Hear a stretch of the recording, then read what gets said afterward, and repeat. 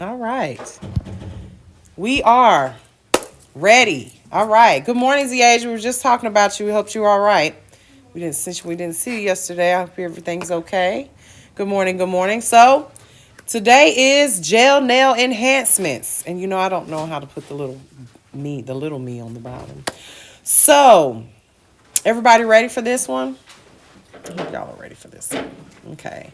So you guys are going to be learning all about gel today. And this seems to be a confusing topic. Yesterday when we were talking about soak off, I noticed one of our Zoom students asked, can you soak off hard gel? And I mentioned hard gel and soft gel. Everyone in the TikTok kind of went like, what? I didn't know there was a difference. Okay, did you guys know there's a difference?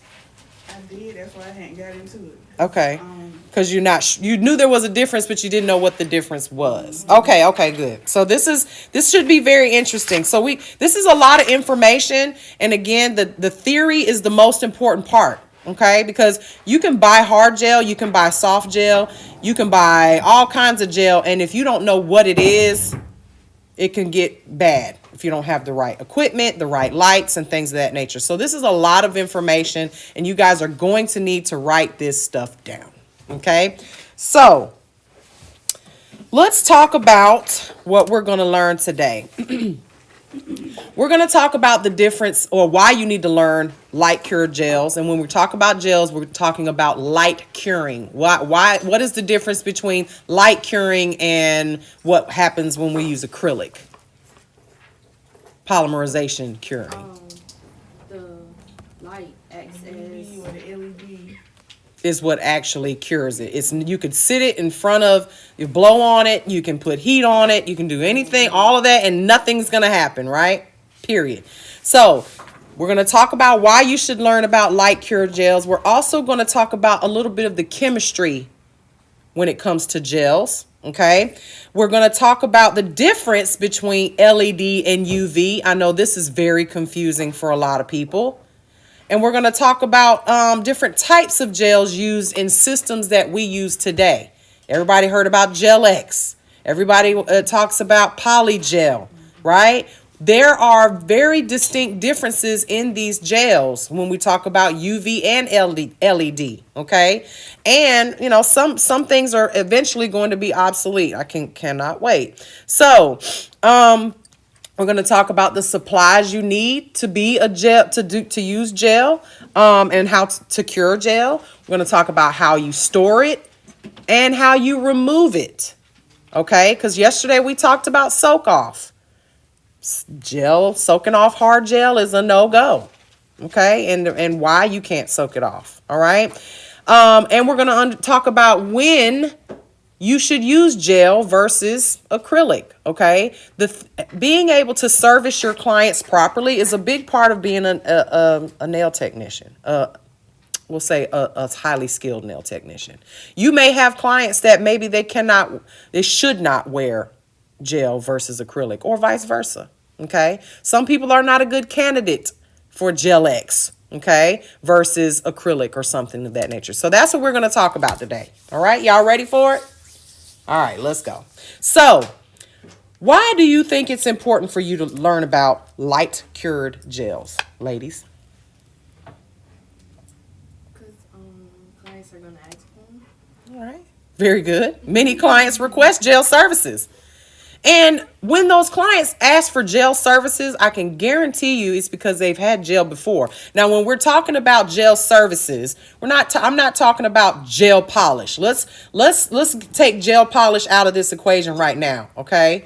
Gel polish, everybody wears that. All of you guys are wearing gel polish these days. You're not really wearing regular lacquer on the nails when we're talking about our hands. It takes too long to dry. You got to wait how many hours? 24 hours for that to dry. So nowadays we're getting gel on our hands, right? So most people have worn it. Whether they know what it is or what it does, most people have worn it, okay? Now, We're talking about building nails just like we do with acrylic. All right, whether it's on a tip, whether it's an overlay, whether it is on a form, or Gel X nails, okay, which is the and I'm gonna say Gel X a lot, but there's many other brands out there, you guys, right? Who else has a Gel X style type of nail? Kiara Sky has one. Is it a priest? Apres is Gel X. That's their brand. That's like Nike, Adidas. They're all sneakers, right? Gel X is Apres brand.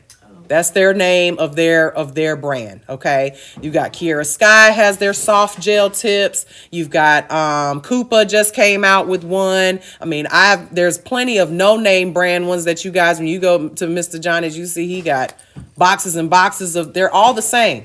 Okay, they are all the same. Now, soak off gels are one of the most requested services. Why do you think?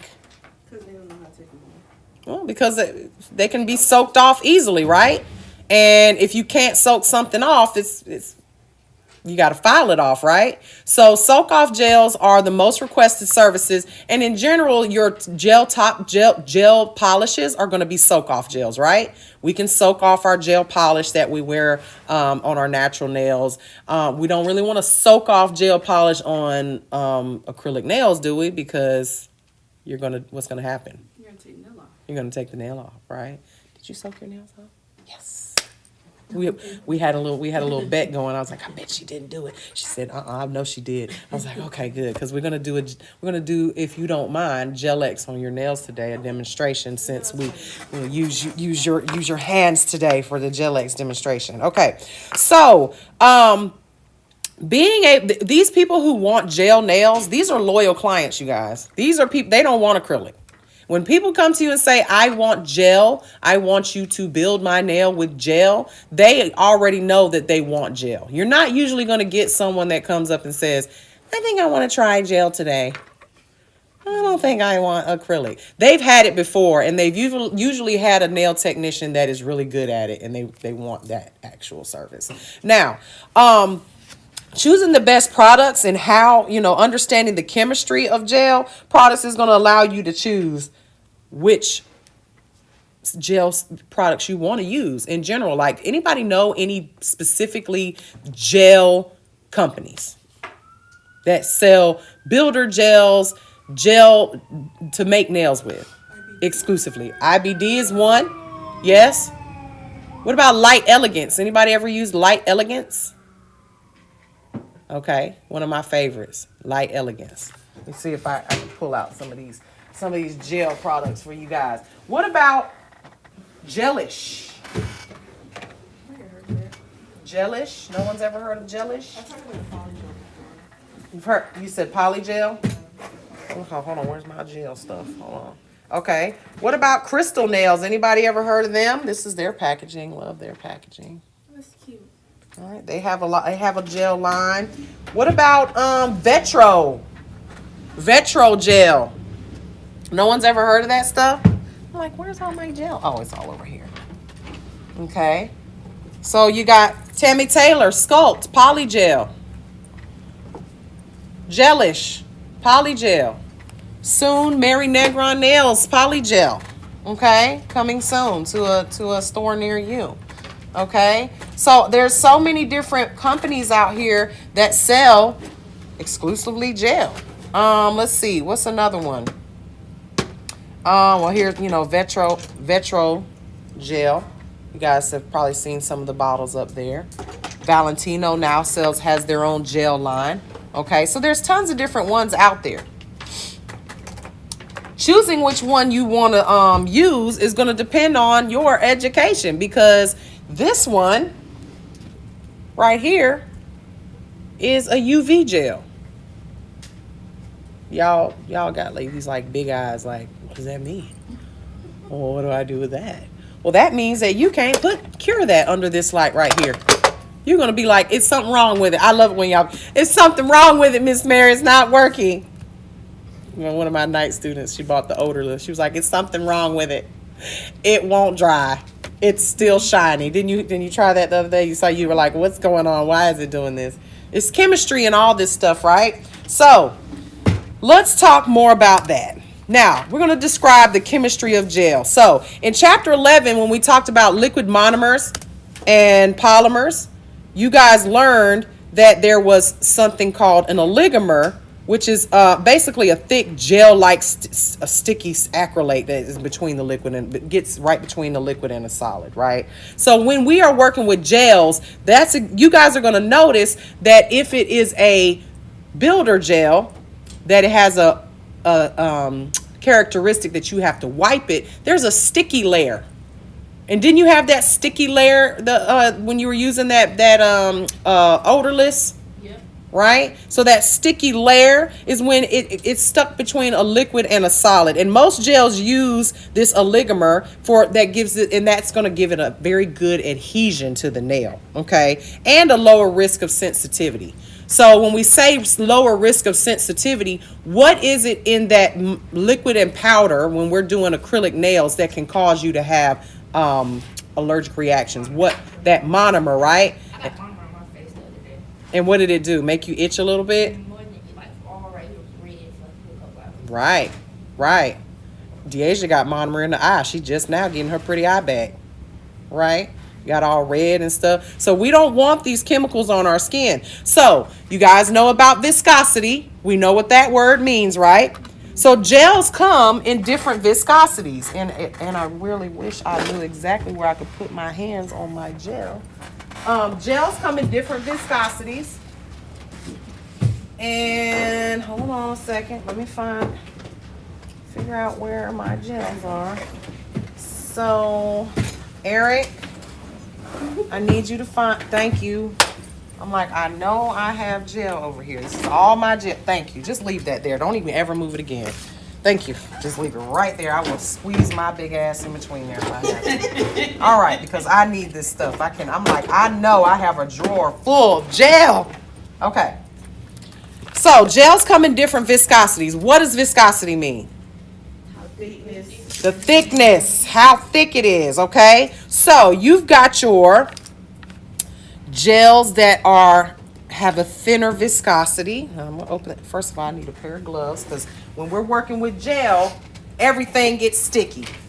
And I mean everything. And if you're lucky, you can keep this stuff clean where it don't have sticky stuff all over it. But in my case, I got a little sticky stuff all over my gel bottle. So you want to wear gloves when you're working with this stuff. So we've got our thinner viscosity gels.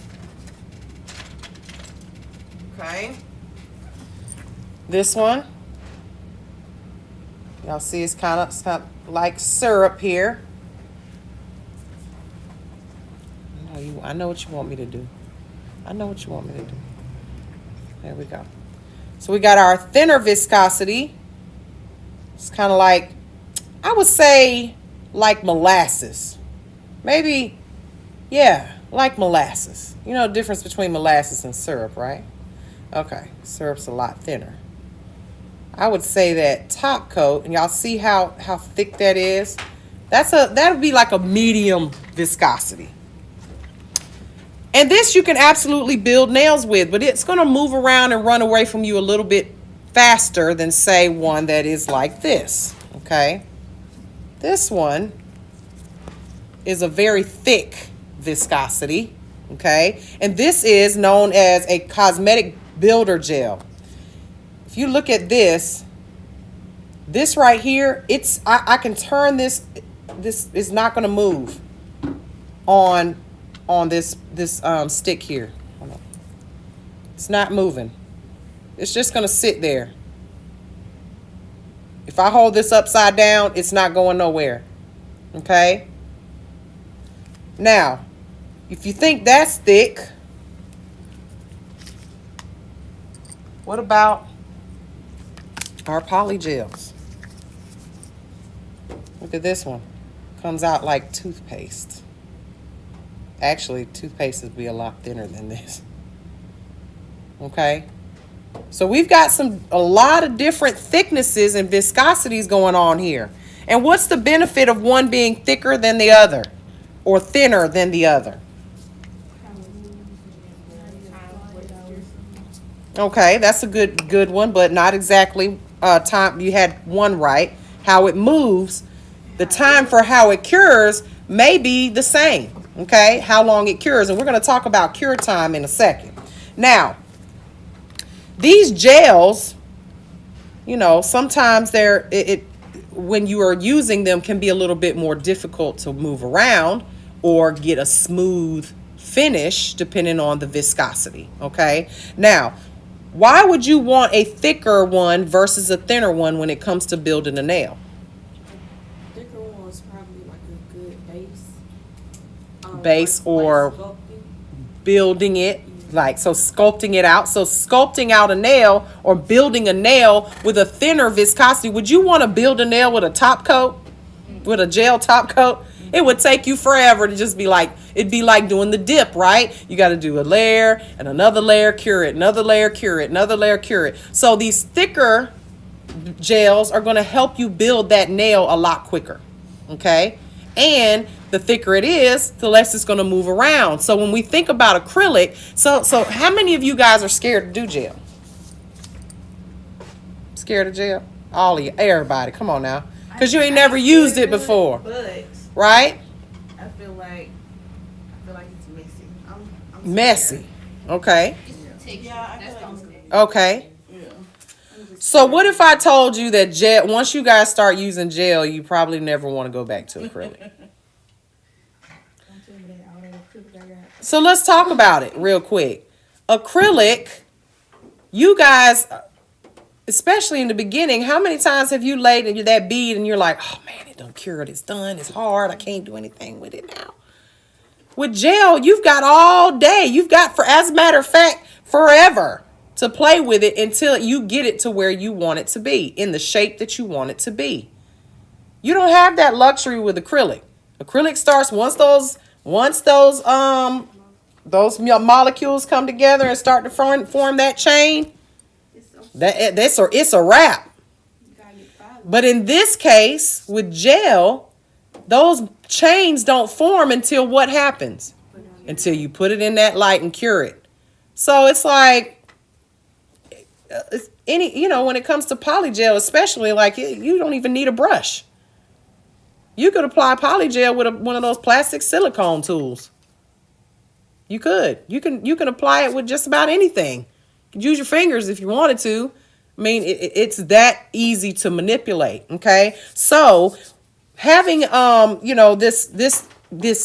different viscosities of gel, you guys will understand once you learn this chapter why you need them. Okay, or why you don't need them, why you can use something else. All right, so gels generate a little bit of heat when you put it in that light. Anybody ever put your hand in that light when you put gel on your hand and it gave you that little burning sensation? What is that called? A heat spike. Okay, and what kind of reaction is that? Is that an endothermic reaction or an exothermic reaction? Exo. What does that word mean? Exothermic.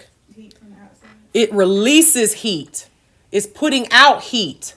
So let's talk about this really quickly, because some of y'all, and I remember when I first started doing gel, I was like, okay, so gel is that when I put this on your hand, you're going to feel a little heat. It's okay. Just breathe through it like you're about to have a baby or something. Right? Trying to get through it. But did you guys know that you're actually causing a burn to the nail bed? You just thought it was just a little, it's just a little heat. Well, what? It's like literally taking a flame, a lighter, and lighting your nail bed up.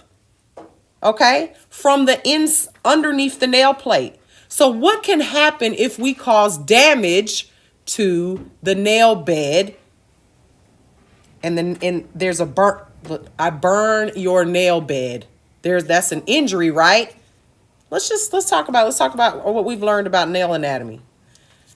I'm going to put this reaction, this heat reaction, and it's going to affect that nail bed, right? So now I've caused a little burn to your nail bed, not the nail plate. The nail plate is, it's hard and it can withstand that little bit of heat, right? But that nail bed now has, let's just say, like a 1st-degree burn, a little sunburn to it.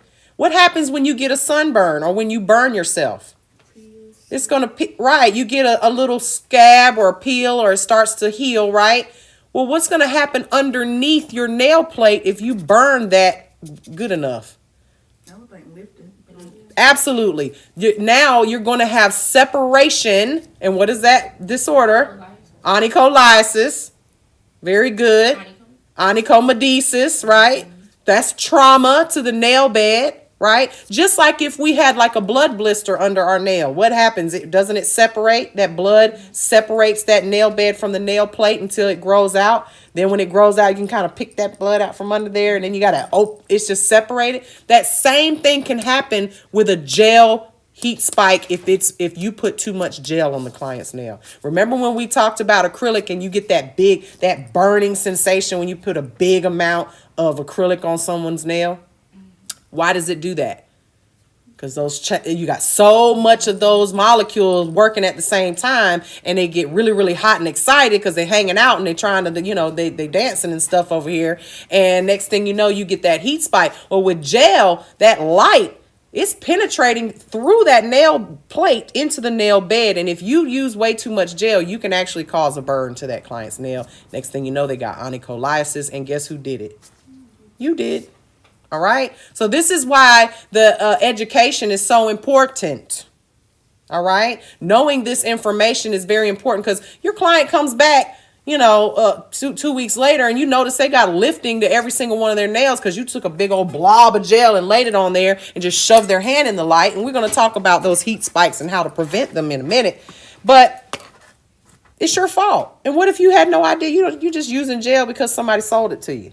You got to know this stuff. So to prevent these heat spikes, right, the way you're going to do that is by laying thinner layers of gel. And then when you turn this light on, so have you guys ever gradually put your hand in the light? So you got this light, right? Let me make sure I ain't got my gel anywhere where this light can see it. So we got this light, we turn it on, and the first thing you guys do is shove your hand under there, right? And then when it goes off, you shove it back in again, don't you? Yep. That's a whole nother subject. We'll talk about that too. But how do we prevent a heat spike?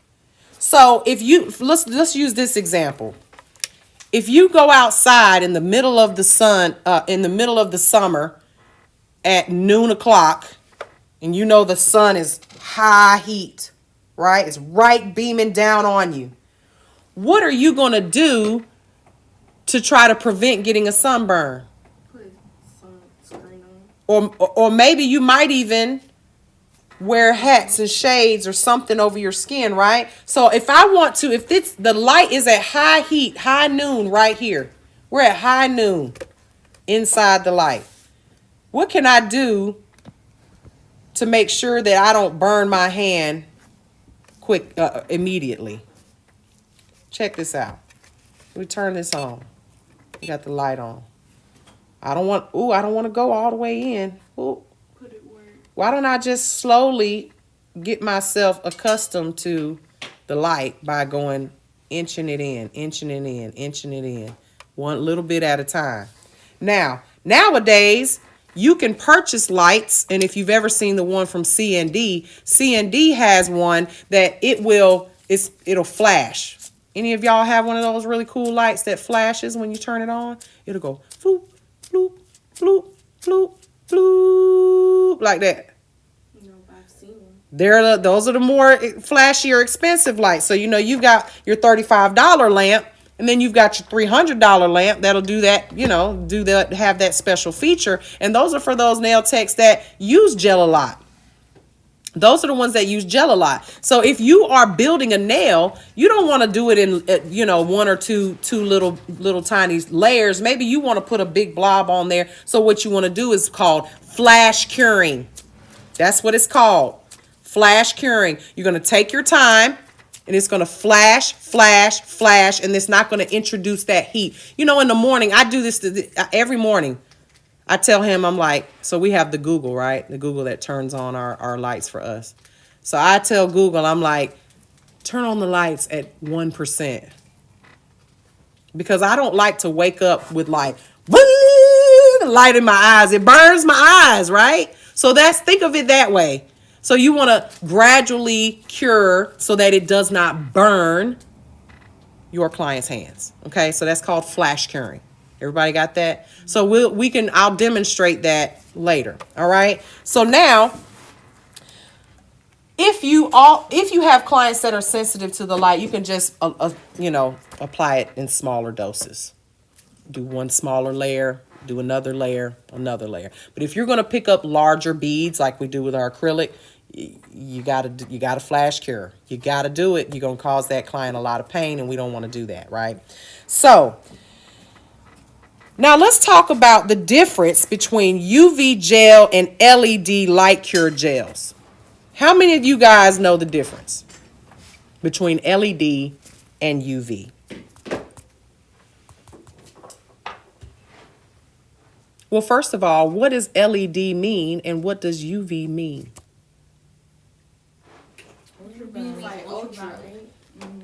Ultraviolet. Okay, so you got the word ultraviolet in there. And what else emits ultraviolet light, you guys? The sun. Very good. So when we talk about UV lights or UV lamps, what do UV lamps put out? Heat waves, rays. UV rays. So let me ask you this. If you have a gel, which nowadays, I'm going to just be honest with you. If you have a gel that is a UV gel that cures with UV, can we cure it outside in the light? It could. Let me tell y'all a little story. So one time, back when I was in my suite, when I was over in Solar Suites. There it is. That's the one I need.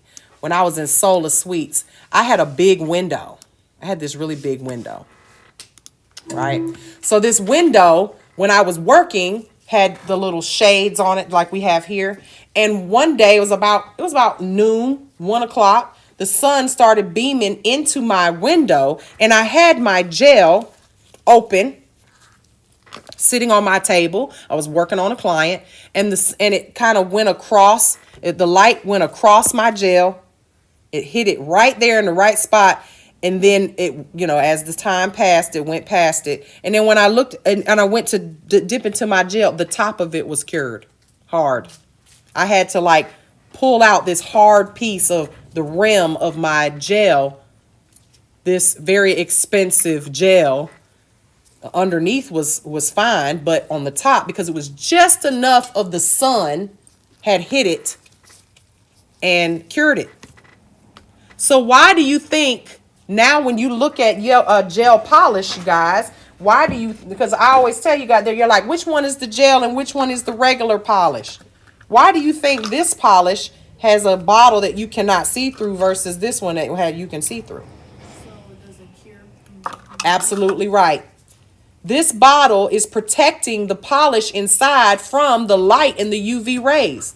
So when you guys are storing your polish, I remember I told y'all I used to work at this place called Digits. They had this really nice display, and it was one of those ones that spin around right by the front door. Right by the front door. And I was like, this is not a good place to put gel polish. You probably want to put this in a drawer or on the wall where the sun can't get to it. Okay? So that's why your polishes come in a different type of bottle. Okay, when it comes to regular polish versus gel polish.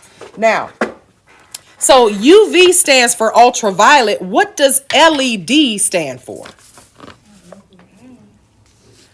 Okay, light emitting diodes is what that word means. Okay, so I want you guys, if you have a piece of paper, I want you guys to write down on a line down the middle of this paper. We're going to make a little chart real quick.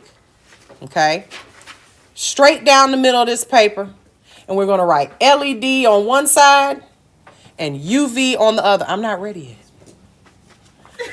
yet. LED on one side versus UV on the other side. Okay?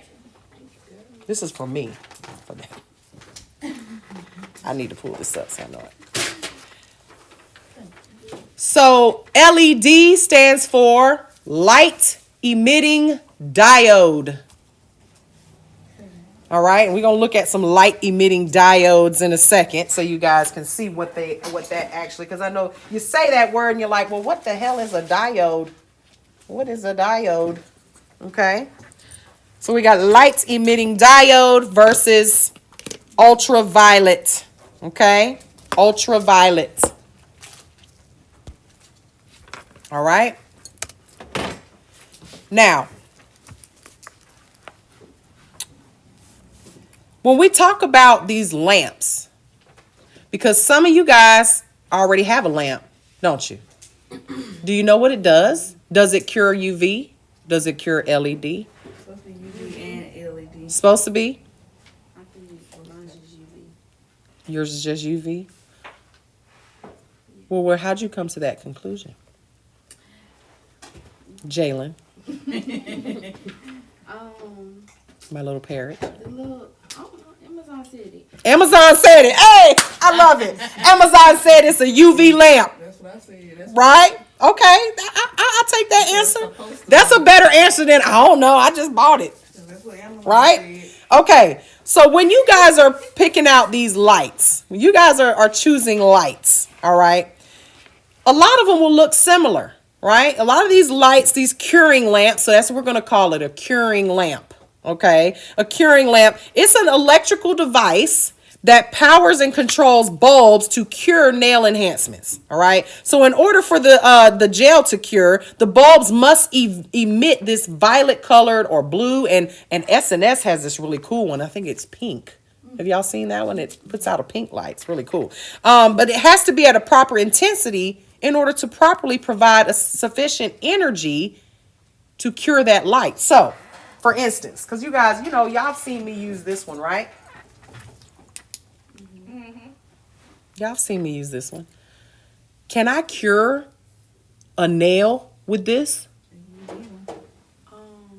Yes. A UV one? UV. Really? I love it. I love this. I love, because y'all about to get y'all whole lives together today. We're going to get it together today. This is what education is all about. First of all, this is an LED flashlight. And how do I know when something is a LED versus a UV? I'm about to show you real quick. Light emitting diode, So like the dots. right? UV bulb. Oh, they like. Okay, well, hold on. Hold on, because I'm about to show you something now. So these bulbs, back in the old days, let me see if I can get it out. Y'all see this? Y'all see this, right? So back in the day, when we bought these, so these were pretty expensive back in the day. Now you can get a UV light for cheap. Okay, $25, I think you can get it for. But the part that's expensive is not this, it's these. These were $10 a piece. And that was back in the day. Now you can't hardly find them, so, you know, they're probably more expensive. But these are just like bulbs that you plug into your bulb at home, like light bulbs at home. They die after a while.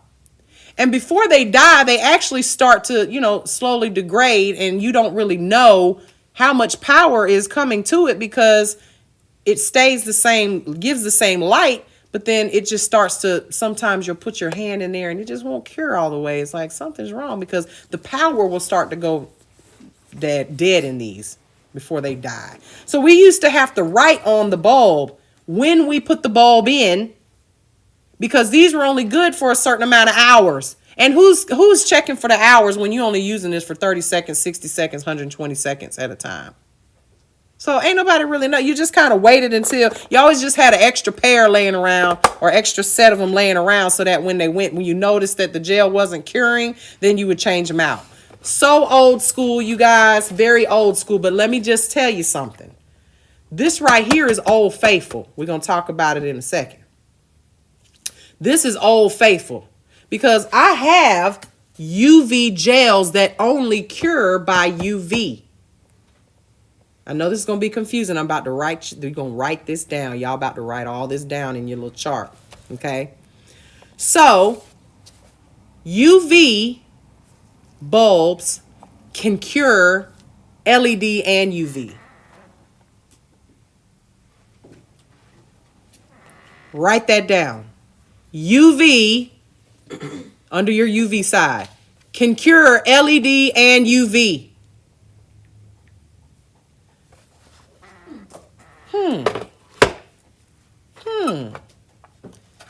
This is an LED light, and you see these little dots here? Boop, boop. Let me plug her up. Let me see if I can. I may not even have anywhere to plug her up. Let me plug her up.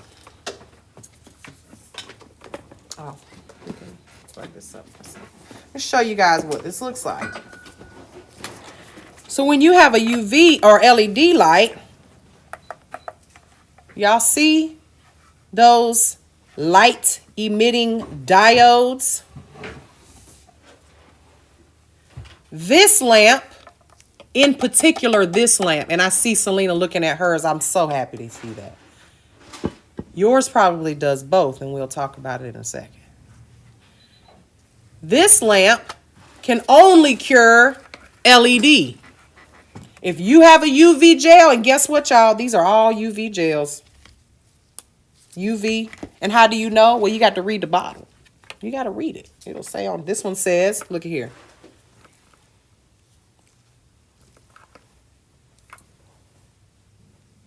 UV and LED. How did y'all have you ever paid attention to that?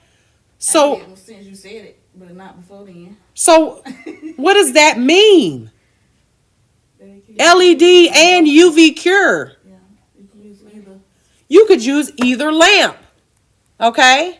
But guess what? If all you have is this one, can you cure UV gel? Because this one right here, hold on a minute. Let me see. Hold on. Let me find my one that's UV only. Because look, it'll say here. UV/LED hard gel, right? Well, I think this one right here, if I'm not mistaken, is UV only. Look. UV gel for extra strong tip overlays. So if this one is UV and I try to cure it in this one, what's going to happen? It'll just, you'll be like, it don't work, Miss Mary. It's not working. My light doesn't work. I don't know why my light isn't working. That's what y'all going to say. Especially you folks that, self-taught, didn't go to school, don't understand this stuff, okay? So let's keep going because I don't want to confuse you. So UV can cure both. How is that? Why is that? Well, first of all, we could get deep into the chemistry of it, but let's talk about cure time. So when you guys use this lamp and you're using an LED polish, what is the general cure time in an LED polish or a UV polish? LED. 30 seconds to 60 seconds usually, okay? But what about UV gel? How long does it take for UV gel to cure? 60 to 90, I think. Usually 2 minutes. You could do it. Some of them will say 60, but usually 2 minutes. So sometimes 3. So write this down on your little chart. LED 30 to 60 seconds. UV 2 to 3 minutes. All right. Now, these bulbs, can you replace this bulb right here? Is there any way for you to take this bulb out and remove it? No. Please don't. Good luck. I don't even know how you would open this up. These easily just pop out and you can change them. So the thing about the bulbs is when this stops working, that's it. And this light I have had since I went to my first trade show when I graduated nail school. Okay, that was in 2006. The light still works. Okay. Now, mind you, I have graduated from this light to other lights and I haven't used it all the time and all that, but the light still works. Okay. This one, bulbs have to be replaced 3 to 4 times per year. So yes, it may be cheaper to have, but it's more expensive to maintain. Okay. You may spend $200-300 on a quality light, right? When I say quality, I mean a brand, or like, you spend more on Adidas and Dunks and stuff like that, don't we? Than we do for Skippies from Payless, right? But those shoes are going to last you longer because there's a brand attached to them. They have warranties and all that stuff. Whereas this one ain't even no name on this one. I don't even know where it's just no brand name, right? If you notice on the back of this, let's look at this right here. It says UV lamp output 36 watt max. It also has a timer here. You got 120 seconds, which is how many minutes? 2. 180, 3 minutes. And then you got your start button here, on and off start button. So if you put it in the middle, that's an infinity button. So you can just put it in the middle and just stay on all the time until you turn it off. Okay. Whereas this one's an artistic brand. Notice it's got 10 seconds, 20 seconds, 30 seconds, 40 seconds. Okay. And why would you need to do 10 seconds? Remember we talked about that flash cure? Remember we talked about that? All right. So you may flash cure it for 10 seconds. You may even hit the button and say boop, boop, manually to flash cure it. All right. So that you don't have that burning sensation. Now, well, let's talk about wattage, because you guys are going to ask me, well, which one is more powerful? Because I just told you this one right here. Good morning. This one right here, I use specifically when I'm stoning or when I'm doing Gel X and I want to just flash cure that to make it stick really quick because once you let go of those Gel X, you press it on, if you let it go, it pops back up. So you have to like hold it down and like cure it really quickly, and you can't cure it and hold it under the light at the same time, can you? It's not going to work. All right. So having this little handy dandy thing is going to help you. And sometimes I get my clients involved. I'm like, hey, hold this right here while I hold this down. They might press it for me. When we do our Gel X extension demonstration, I'll show you guys this. Now, some of you are going to ask me, well, how do I know when a light has enough power to cure my product? Okay. This is just, like I said, there's only 1, 2, 3, maybe 12 little diodes in here. This one has, I believe, 36 total. Okay. So the more bulbs you got in there and with these LED, the more powerful. But one of the if you notice, this one said 36 watts max. So wattage, what's the definition of wattage? Measure of how much electricity a lamp receives. For example, if a light has 6 bulbs in it and each bulb has 6 watts, then it's called a 36 watt bulb.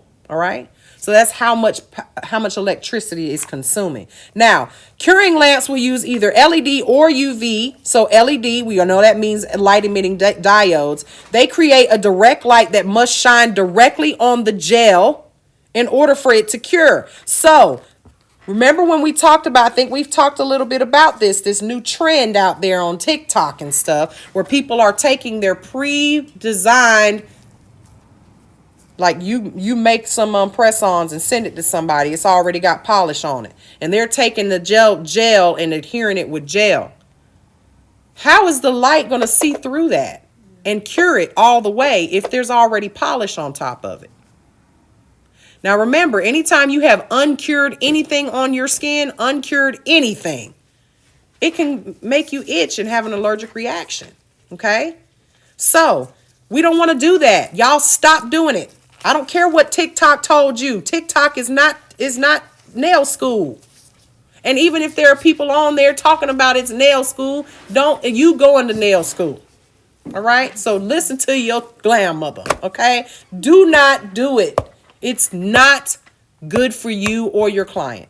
Okay? At the end of the day, I'm about to make y'all mad, but press-ons are not really that good of an idea when it comes to gluing them things down without knowing if you have what under there. An air pocket. Oh, yeah. Because if it's pre-made, now if you're going to wear it for the night, that's fine. But y'all are gluing them on, keeping them on for 2-3 weeks, and you don't know if you might have an air pocket under there. You don't know if you sealed that nail down all the way. And what happens if there's an open pocket of air? That means what can get under there? Water, bacteria, all kinds of stuff. So I'm good on the press-ons as far as you guys doing them and selling them and making them, but make sure that you are letting your clients know these are not meant to be worn for 2 weeks, not even 2 days. If you got to bathe in them, wash dishes in them, it can be a problem. And then when you got a greenie, you crying because you got black nails and green nail spots all over your nails, and that can be an issue. Now that you guys know this, just make sure you're educating your customers. Say, hey, these are not for long-term wear. You need to take these off after you are done, wearing them at the club for the night. Okay? Just saying. But y'all gonna do what you want to do. All right. So when we talk about LED bulbs, we don't talk about wattage. We talk about nanometers. Okay? We talk about nanometers in LED and UV, but there's different levels to it. Okay? So the reason why an LED can cure faster is because of the amount of nanometers in it. So an LED bulb has what's known as nanometers. And what is a nanometer? This is a scale that is used to identify a certain color and intensity of light. So that's how much intensity is in that light versus UV, right? So LED has anywhere from 365 to 405 nanometers. That's a lot more power than a UV lamp as far as the intensity of the light. So this is why this LED can cure that polish faster than a UV, because UV, so write this down on your little paper. LED is 365 to 405 nanometers. UV is 320 to 400 nanometers. That's a big gap and a difference in power. Okay? So, if you were to look at a scale of light, you would see that all colors and intensities are just like the sun, right? So, it depends on how intense that color is. So, when you're creating a bulb for curing gels, they harness the violet color and the intensity level that will be in sync with the photo initiators in this product. So let's talk about that. Let's break that down. So the reason why LED and UV are different when it comes to why this one can cure certain gels and this one can cure certain gels is because there's different chemicals in these gels that only react to certain light. Okay? That's the reason why. But in some of these that are UV and LED, they have the chemical in it that can work with both. So now that you guys know that there's differences in bulbs, and when you look at these different time factors and you look at these different, one lasts longer versus the other, the maintenance and all that stuff, which bulb are you going to choose? Curing lamp are you going to choose? Why are you gonna choose UV? Because in reality, it could do LED and it could do UV, so it's a better option on that term. Right. And it's better for me, I think. If I'm just getting like the little lamps, might as well instead of just trying to buy a whole bunch of other lamps, trying to figure out. Okay. This UVs. Well, by the time you leave today, you're going to have a different opinion, okay? If you only had two choices, this one and this one, and you had to decide which one you wanted, me, Miss Mary, because I use all different types of gels out here, I still have lots of different types of gels, UV and LED, I'm going to go with the UV. And the reason why I'm going to do that is because I don't want to have to throw away a lot of my products that I still use. Y'all, this right here, this gel right here, baby. Let me show y'all this gel right here. I love it. Look how pretty. Look how pretty this is. It is this one is called Hypernova. Let me show you another one. Man, when I bought these, I said, ooh. And these are UV only. I said, "Oh Lord, look at that! Ooh, look at that! Look how pretty." Let me zoom in some. Look how pretty that is. And this is that flip-flop change from one color to another color polish, gel polish. Love it. UV, $20 a container. I ain't getting rid of it. But guess what I got to do anytime I break out my lights? Old Faithful. Got to bring out Old Faithful. Okay? So that's me. But this takes 2 minutes to cure. This one takes 30 seconds. You guys, how long does it take? Can you polish all 10 fingers in 30 seconds? I mean, let's be real here. Be honest.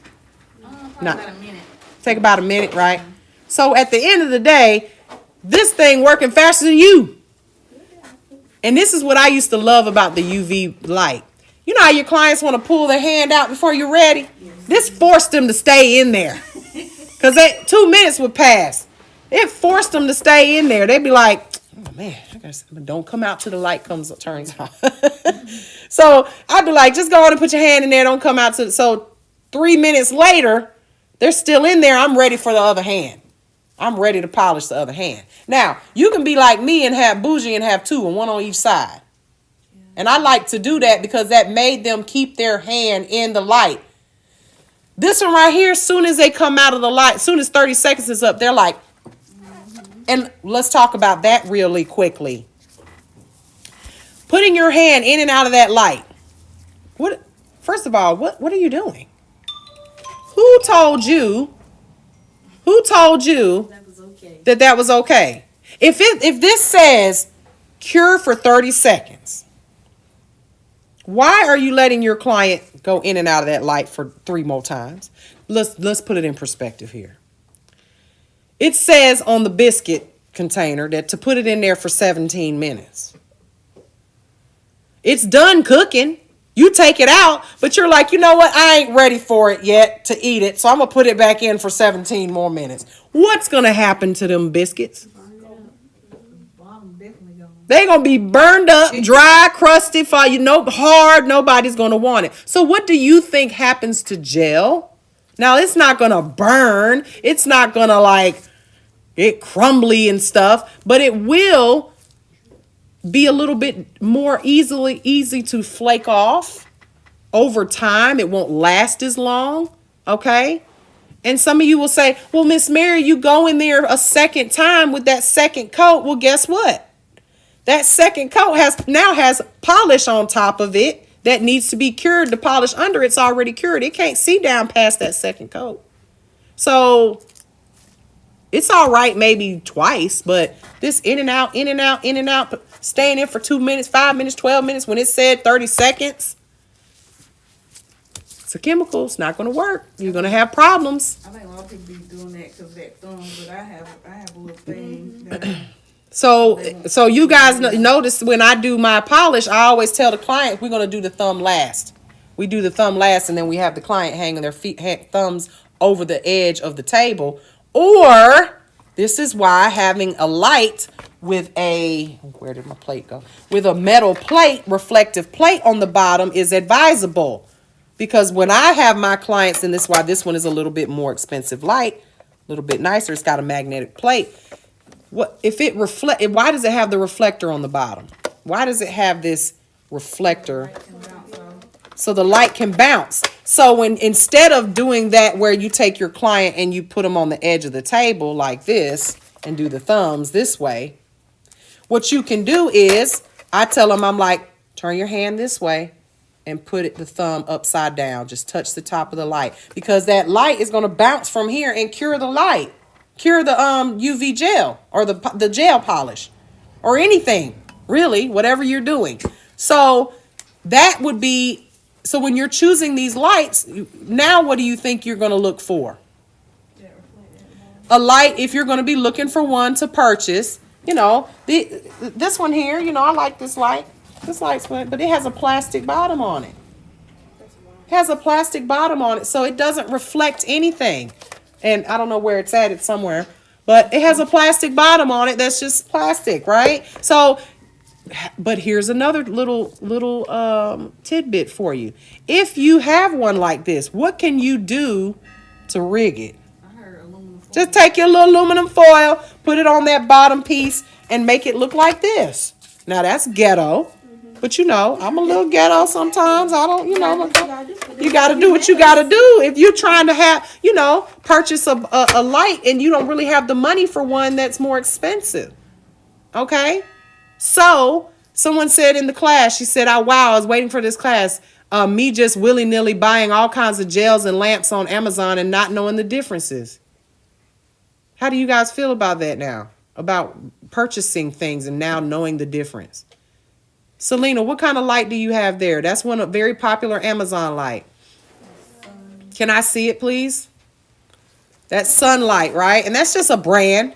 I can buy that same light right now from my manufacturer and put my logo on it right now.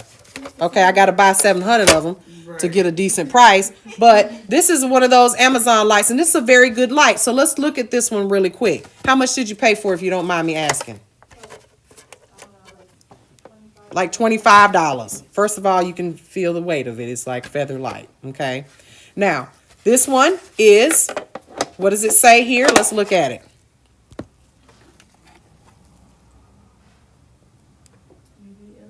UV and LED.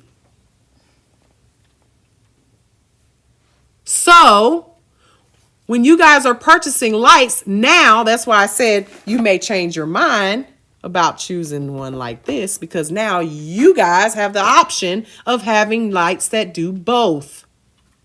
How did they do that? Please don't ask me. I don't know. There's something that they got. One of these bulbs has got some UV something in it. I don't know. They don't, you know, they changed stuff up. They used to have TVs that was big as wide as this. Now they got them this thin. They still do the same thing. I don't know. Don't ask me. We ain't getting that deep into it. But this one does both. So that is a plus. This one, this is why I love this little light. It does both. Also, look, no cords. Well, this one has a cord, right? This one is cordless. This one, you don't need a cord. Boop, it's on. It's working. So that's another feature you may want to look for. But this one is LED and UV. And how do I know? Because it says right here on the back. Look, it says it right here on the back. UV LED nail lamp. Oh, and you could do it for 2 minutes. Right, because let's talk about that really quickly. Let's talk about that really quickly. Because you said, ooh, and you can do it for 2 minutes. Well, just because a light, so you got a light that does UV and LED. So does this light, now that it says that it does UV and LED, does it magically make my UV polishes cure in 30 seconds? No, ma'am. You still have to cure that UV polish for 2 minutes in this UV and LED light. So that is why hers has, look at her options here. Let's zoom in because I know y'all probably see that. Look at her options. Ooh, look what other mode she has on here. What does that mean? I wish I could turn. What does it do when you hit that button? Do you know? Have you ever tried it? Dark, it's light. But it's the power level is going to be lower. So what is that? What is that feature for? That flash curing. It's going to slowly cure and not give you that burn. Did you want me to hit the button? Oh, okay. So 10 seconds, huh? 30 seconds, 60 seconds. So if I have a UV polish that says it needs to cure for 120 seconds, what does that mean? Because she don't have 120 on here. Let's do some math. 660 twice. Boop, boop. All right. But you gotta catch it before they take their hand out. Catch it before they take. I train my clients. I tell my clients, no, when I get to the gel phase or when I'm doing the polish, do not take your hand. I don't care if your phone rings, dings, blings, none of that. If you want, a nail tech's worst enemy is lint, hair, whatever. When you get it in your gel polish, it's over. If you gotta wipe that tacky layer, you remember slick to slick does not stick. And this is the reason why slick to slick does not stick is so important. Especially with gel. You need that tacky layer. that sticky, gummy layer from layer to layer. If you don't have that, then it's like you're laying that polish on something that is slick, and what's going to happen? It's gonna come off. It's going to peel right off that first layer. So let's just scenario. Your client, you put down some black polish, right? First layer. They go in, it cures. Oh, she comes out, she touches her face, now she got hair all over it. So you just say, oh, I'm just going to wipe it off with some alcohol. Wipe it off. And then you lay gel polish on top of that. What's going to happen to that second layer? It's going to peel up. It's going to peel up. So you remember, you got to rough up everything or etch it or have sticky on sticky. That's why our base coat is sticky, isn't it? So that's some double-sided sticky tape.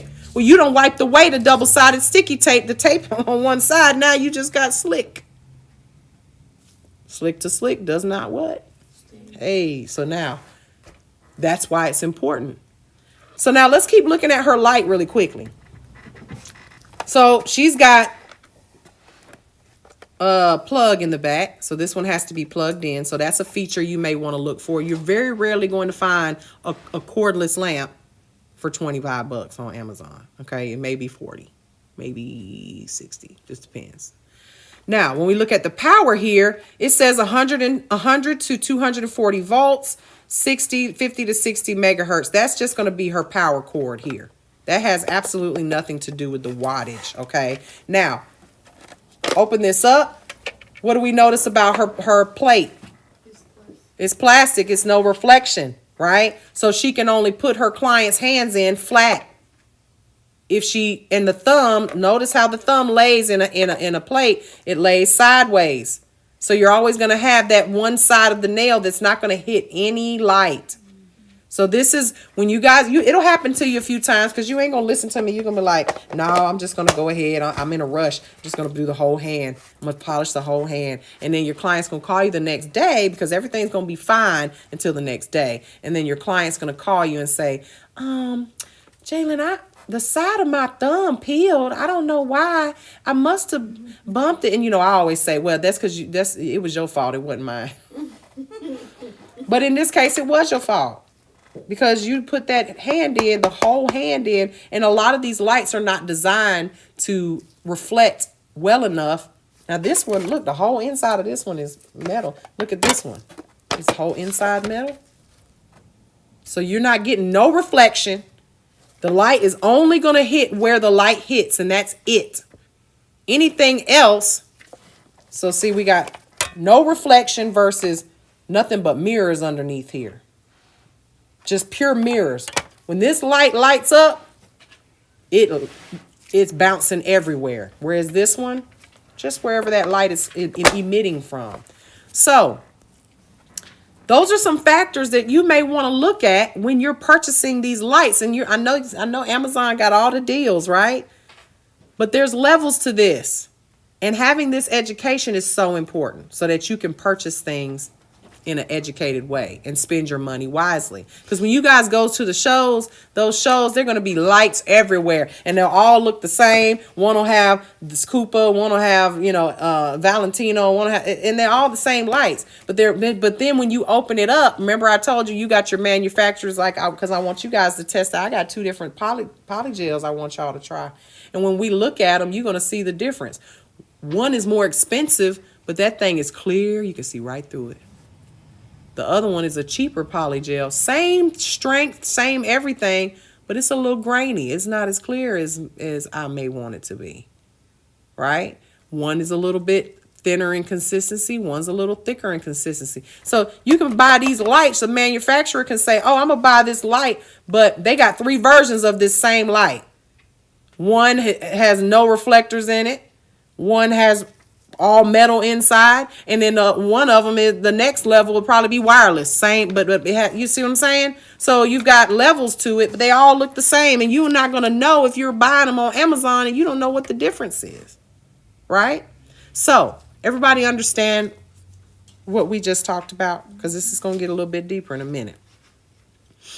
Other factors are going to be the placements of the bulbs, you guys. So this one has bulbs that go all the way around. Look, this one has bulbs that literally are going all the way around. But when you have a more expensive light, you're going to have bulbs everywhere. Everywhere, sometimes even on the bottom of the nail, the layer. Okay? What's real important is that it's got these side ones so that it can hit that thumb. But even still, on this one, I'd make me a little piece of foil on the bottom just so it can bounce around. Okay? But at the end of the day, they have lights that are more expensive that you can purchase. Okay? So this is a great light for a great beginner light. Very good beginner light. Okay? So I'm gonna let you have your light back. Thank you so much for letting us look at it. So we talked about cure times versus, so LED, how many seconds? 30 to 60, UV, 2 to 3 minutes. right? We talked about the nanometers and the wavelengths. LED is what? 365 to 105. And then UV is what? 320 to 400. Okay. LED now is going to be more common. You will be hard pressed to find a lot of manufacturers these days that will sell you UV, but they're still out there. Okay. So when you guys go and you purchase this stuff right now, Mr. Johnny has a big old container of UV gel that he sells. I picked up the wrong one the other day. So that means, guess what? Y'all going to have to use Old Faithful. Gonna have to use Old Faithful. That's all we got. Old Faithful. All right. Now, I've been saving that for when we run out. All right. Now, let's talk about the different types of gels used these days. All right. This is where it's gonna get interesting. So, what are hard gels and soft gels? What is the difference? There's two basic types of gels out there. Hard and soft in this industry.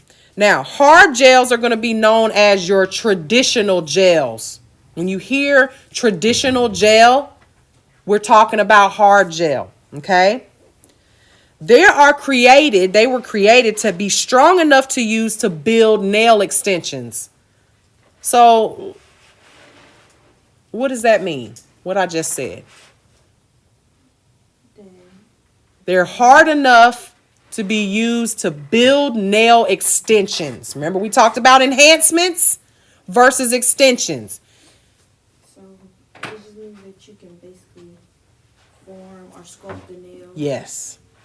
It means that you can build a nail from the cuticle to the tip with length and strength. Can you build a nail with gel polish? So what do you think gel polish is? A soft gel, okay? Now, we're about to break this down. We're about to break this down, so y'all make sure you pay attention. So a hard gel can be, so when we talked about what is the difference between extensions and enhancements, right? What would be a gel polish would be what? An enhancement, right? We can't extend with gel polish because it's a soft gel. So they're very strong. And they have a non-porous surface. Did y'all hear me? What do I mean by that? Nothing can penetrate it. Huh? Nothing can penetrate it. Nothing can penetrate it. To include what?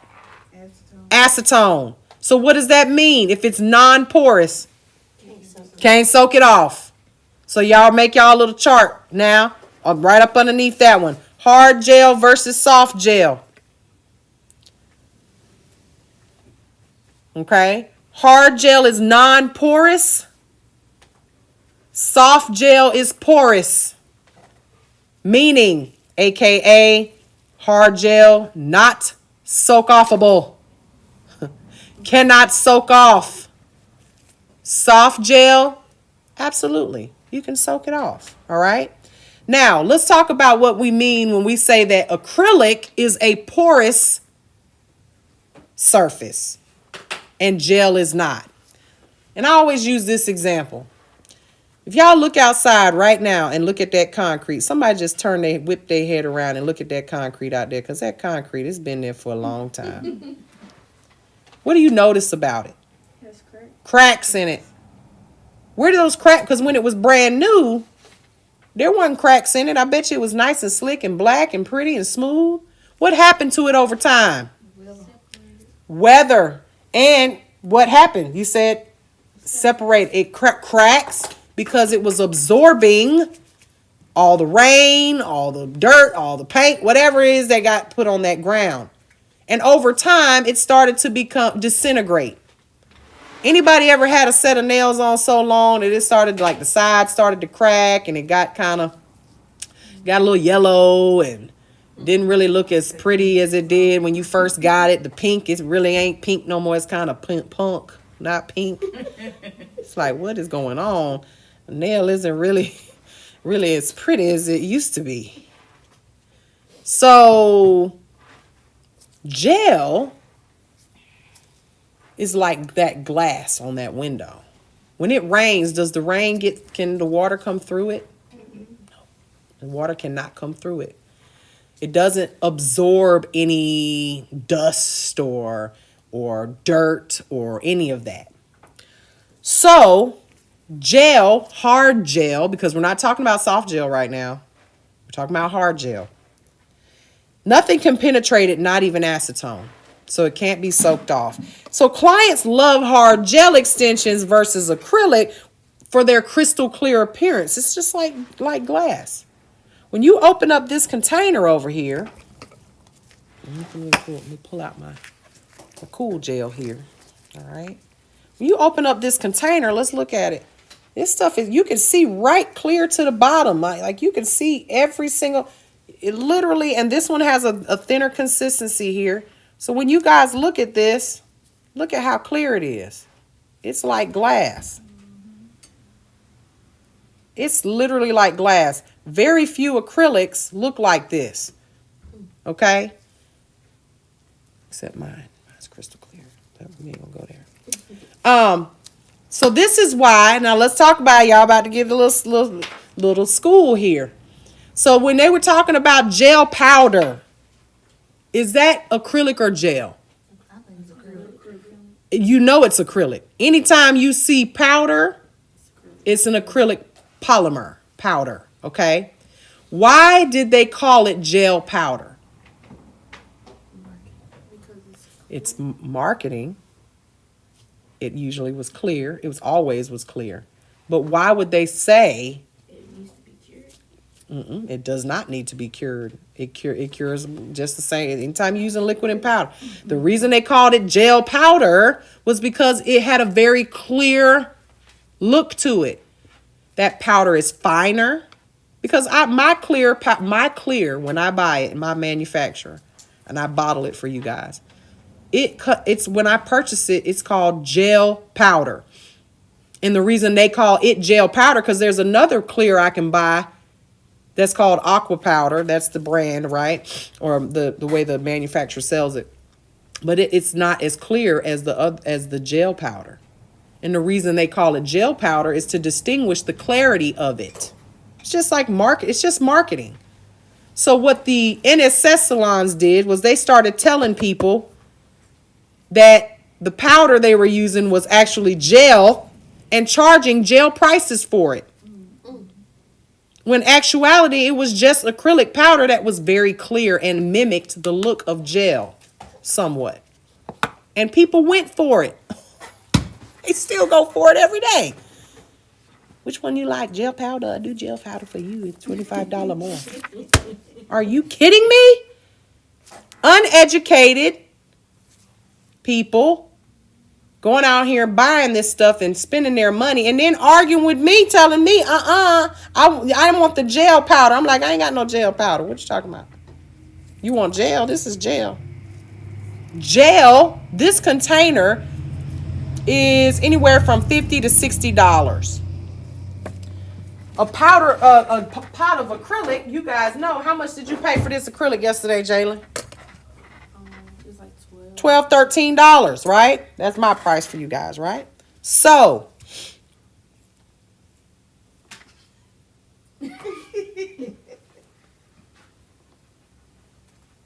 why is this more expensive?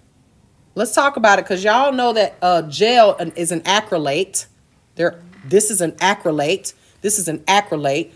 This cures with heat and it takes the polymerization process a little bit longer. This one happens with light. Do we mix anything into this?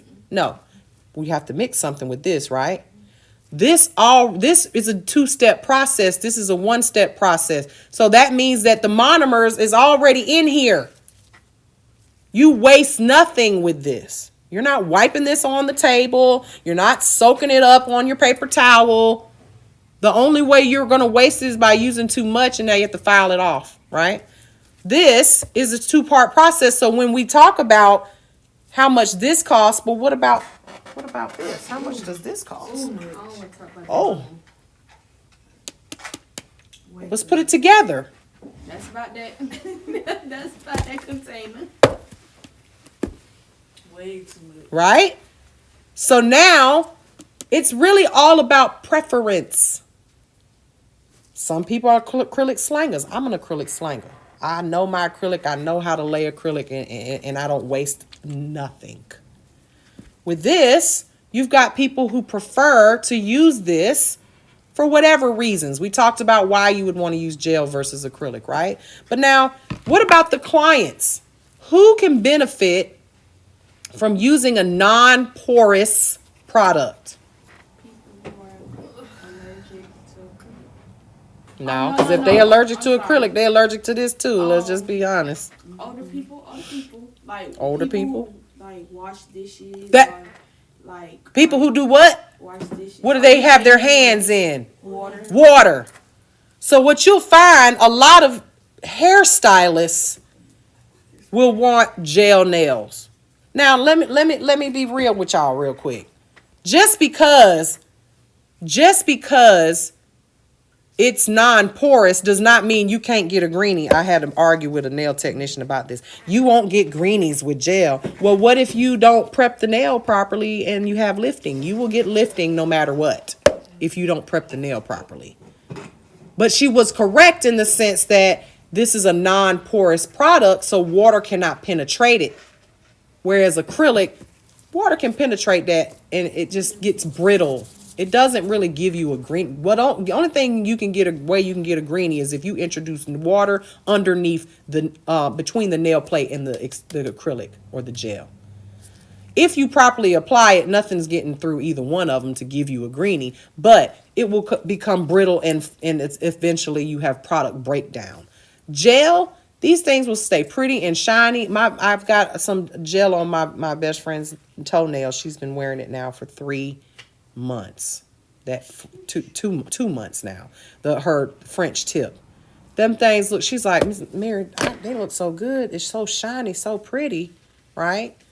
That it just looks really. I don't even have to get it done again. And then I told y'all about gel on the toes. You should be doing that, wearing it for about a month or so before you take it off, if you're doing it properly. So, preference. Nail tech may choose to use one or the other. I know nail technicians that only do gel nails. They don't do anything else. You can't pay them to use acrylic. And then you got vice versa, those ones that won't use gel. I feel like you should be well versed in both. Okay? So, let's move on. Soft gel. Now, here we go. What is soft gel? What is the definition of a soft gel? It's going to be your soak-off gel, so don't get it twisted. Just because it is a soak-off gel and it is called soft gel does not mean it's not strong. Okay? Let's talk about that. So you can have a big, strong man, right? But he's soft and sweet and very tender and loving and gentle. But you can also have a tough, big, strong man who's hard all the time, tough and all that, don't never want to smile, never want to, right? Is that man still strong? Right? He's still got muscles, he's still strong, right? So this doesn't mean, we're not saying that it's soft. It's just, he cries during Titanic. But it's still strong. Put your business on the street. Just saying. Just saying. So we can be strong but still soft. And when we talking about chemicals, we're talking about the fact that it's able to be soaked off. That's it. Okay? So don't misunderstand what that means. Woo. Okay. Somebody's showing their peen size. All right. All right. So soak off gels are formulated to overlay the natural nail. That's what they were formulated for, and to be easily removed by acetone. But we also use soft gels on top of acrylic, right? Right? Using our gel polish, because that can be soaked off, right? Some of them are strong enough to create very short extensions. Some of them. Okay, soak off gels. I would never use a soak off gel to make a long nail. I would only use a hard gel. Okay, so they're also great for repairing nails. So you got your overlays, doing an overlay because you can soak that off because you've got that natural nail underneath there. But most of them have pigments and are used in gel polishes. Okay, most of your soft gels. Now, there is an exception to that. Okay, when we talk about Gel-X, this is your Gel-X Extend Gel. Any of you guys ever used Gel-X before? Okay, so I know Brandy's used it. We're going to do a demonstration today. Now, just for purposes of the people that are on TikTok and the people in our class today, this class is only going to cover the theory and a demonstration on gel. We're going to do a Gel-X demonstration where I'm going to do Brandy's nails from start to finish with Gel-X around 1 o'clock today. Okay, we're going to eat first before we do that. And that is a different price, a different class. Now, soft gel. This is considered a soft gel. Now we're about to get into it now. I'm about to get into it. So you see here it says soft gel, soak off / soft gel. This is basically an adhesive. And you'll notice if you've ever used Gel-X and you cut them down and you tried to peel it, it's kind of it's very flexible, the actual adhesive. Okay, so here we go. We're about to make some folks mad. Probably a prey, but we ain't talking. So here we go. So this is a box of Gel-X extensions. Let me move my book real quick. This is a box of Gel-X extensions. And when we're talking about Gel-X in particular, let's see what it says here. They love to tell you that these extensions are known as soft gel. I don't know where's those ones that Cooper gave me for free? Do you know where they went? I have no idea. It says here, soft gel. Now let's look at them. Let's open them up. It's because they plastic. What does this look like to you guys? Okay. This is a plastic tip, right? Plastic tip. Now, one thing about it, these are sculpted shape. Remember, we did our sculpted nail. Y'all remember when we sculpted it? Remember what I said about sculpted nails? True stilettos are sculpted. This one is shaped in a sculpted shape. And how do you know that? That C-curve goes clean from the back to the front. Okay? When we look at natural tips, because they have some natural tips. And I have a drawer full of Gel-X over here. Okay? So let me show you a natural shaped stiletto. Thank you. That's exactly what I need. Natural shaped stiletto. So here's the natural shape. What do you think they're going to look like?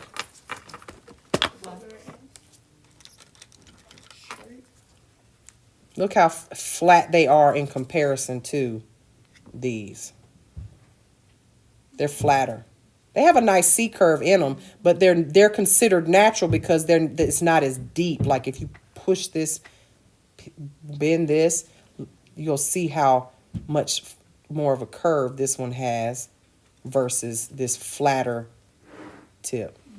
You see? So, but what's this soft gel crap? What is that about? Or because you have to use. Well, remember that all acrylates are plastics, right? Let's break it down. All acrylates are plastics in the nail world, okay? So, if this is a plastic, because remember ABS, a butylene styrene, acrylonitrile, a butylene styrene, ABS plastic, right? The first word is acrylate, right? So that means this is a plastic. Oh, let's see. Is there an actual ingredient on here? So you got your gel, which is an acrylate, and your acrylic, which is an acrylate. So they're all plastics. Soft gels soak off. Can you soak off a tip? So it is a soft gel. But is it made of gel? They be so funny. They're so funny when we go to the shows. They're like, our tips are made of 100% gel. Right, plastic. Are they lying? No. But are they being misleading? Very much so. Very, very much so. They are being may the best marketer win. Hello. Because they're not lying. Because guess what? Gel is 100% plastic. Hello. Y'all getting what I'm picking up, what I'm putting down? Okay. I just want to make sure we're all clear here. Okay. So, that gel tip right there, and you know, we can get into all the chemistry of it and all of that, but at the end of the day, all of it is acrylates. What is resin? What is it called? Cyan acrylate. So I guess it got a little bit of cyan in it, and that makes it not an acrylate. It's still an acrylate. Glue is a plastic. It is just a real sticky. I guess the cyan is the sticky part. But it's still an acrylate, is it not? That's why all these things can work together. Someone says, so why are some gel tips better than others, last longer? Does that have anything to do with the product? Why do some gel tips last longer? Because they got an educated nail tech putting it on. That's the only difference. You may have a product that is a little bit different, and maybe it's a thinner product. For instance, here you go. You got this one I got for free. This was a sample pack of Koopa. They just came out with their own gel tips. Look, Enrich RX. I guess they got some kind of prescription in them. Y'all, I'm here to teach y'all. I ain't here to sell y'all on nothing. They don't pay me for this. They don't pay me for this. I buy all this stuff with my own money. So at the end of the day, I'm here to teach you. So theirs, this is what's great about theirs. What's the difference in theirs? Well, look, let's take a look. Theirs are very nice because they are pre-etched. Ooh, look at that. Don't play with them, honey. Theirs are oh, wow. Wow. Look at that. Wow, pre-etched. That's awesome. Fancy. And guess what theirs says, too? Soft gel. Oh, pre-roughened. Excuse me. Sorry. That's so nice. That is very helpful for me because guess what you have to do? Because slick to slick does not what? Hello. So here's a perfect example of why you want this stuff why they pre-etched it and why slick to slick does not stick. They don't went on and roughened it up for you. That's one extra step you don't have to take. Pop them right on, right? So, what is the difference between that and the tips that you glue on your fingers before you do a set of acrylics? Nothing. Absolutely nothing. Argue with your mama if you go ahead. Argue with your mama. Don't argue with me. I ain't here for it. Okay, I'm just telling you the truth. Now, this brand, I got this. Look at these. Aren't these pretty? Oh, look at these. Oh my gosh. Look at that. So colorful. Who is Das Girl? I don't know. I like the box. But you know what? I really, really like the fact that we've got all these colors. We've got blue, we got purple, and guess what these say? Soft gel color tip. What's the difference in those and these? The brand. The light can get to those? The light can get through all of these because they're, if you notice, they're like sheer. more They're sheer.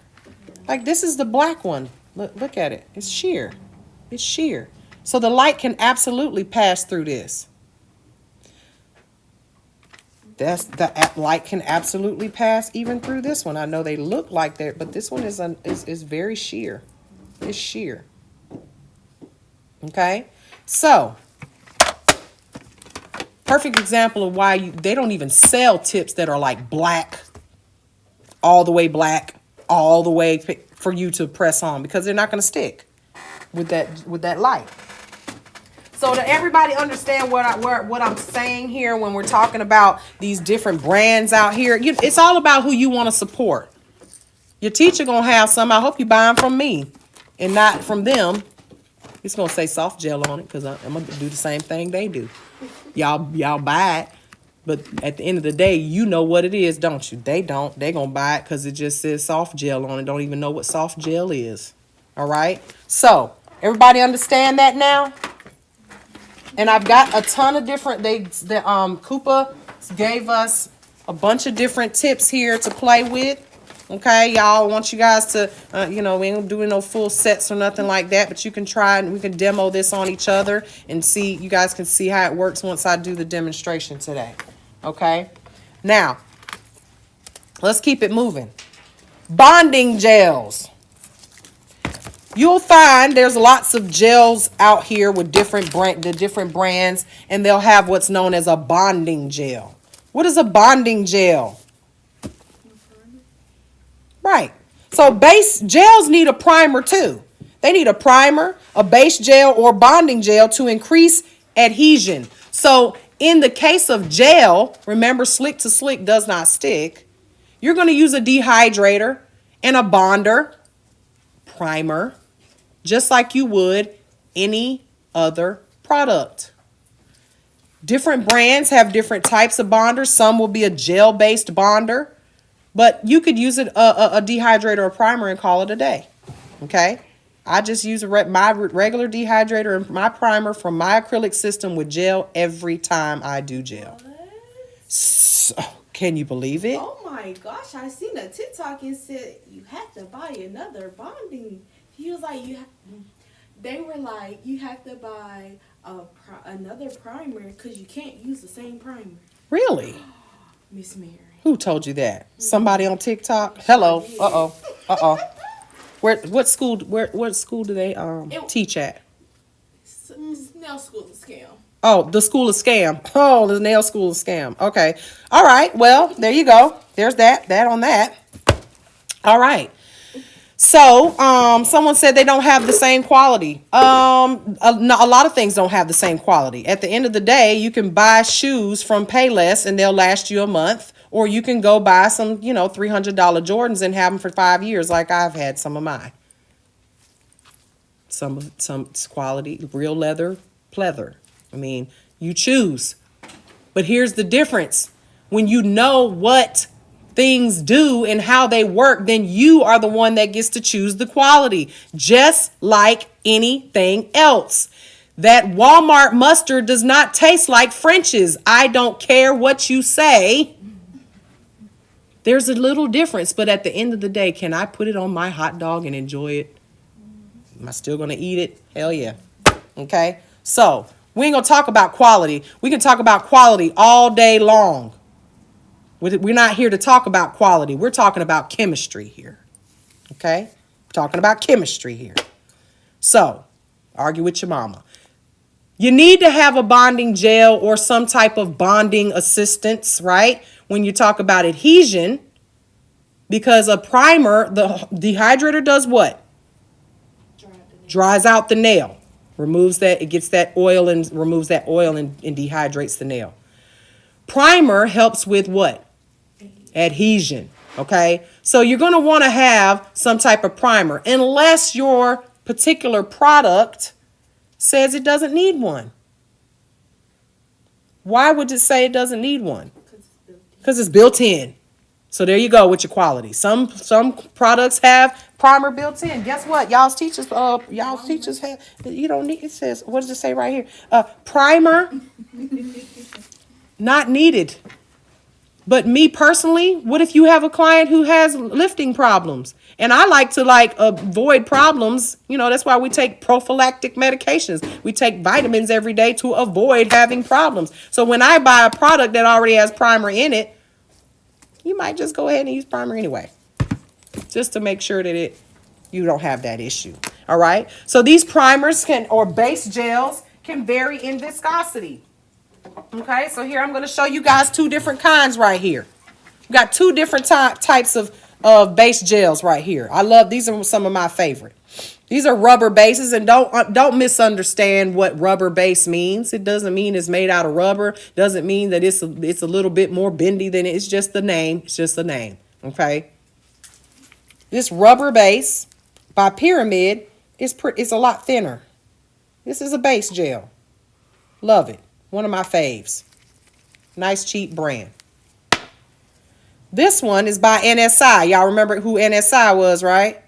In your history chapter. NSI was one of the first acrylic brands out there. They're still around.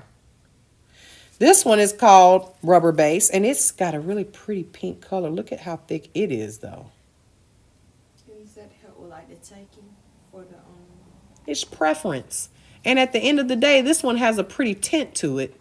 So you can put it on your natural nail and wear it just... what if you don't like the color of your natural nail? What if you're like... I don't like my nail kind of brown, or it's got a little spot in it, or maybe I got a little white line on the side. I don't know. Maybe you want it to be a little more pinker. You put a pink rubber base on it.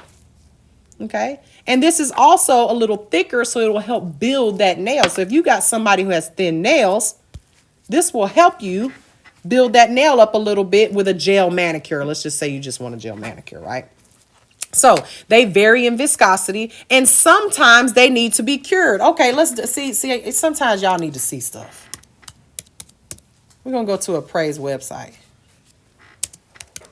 Gel X. Boom. All right. So let's go over here. Let's go over here. Let's go over here because I need y'all to see. So we got Gel X here.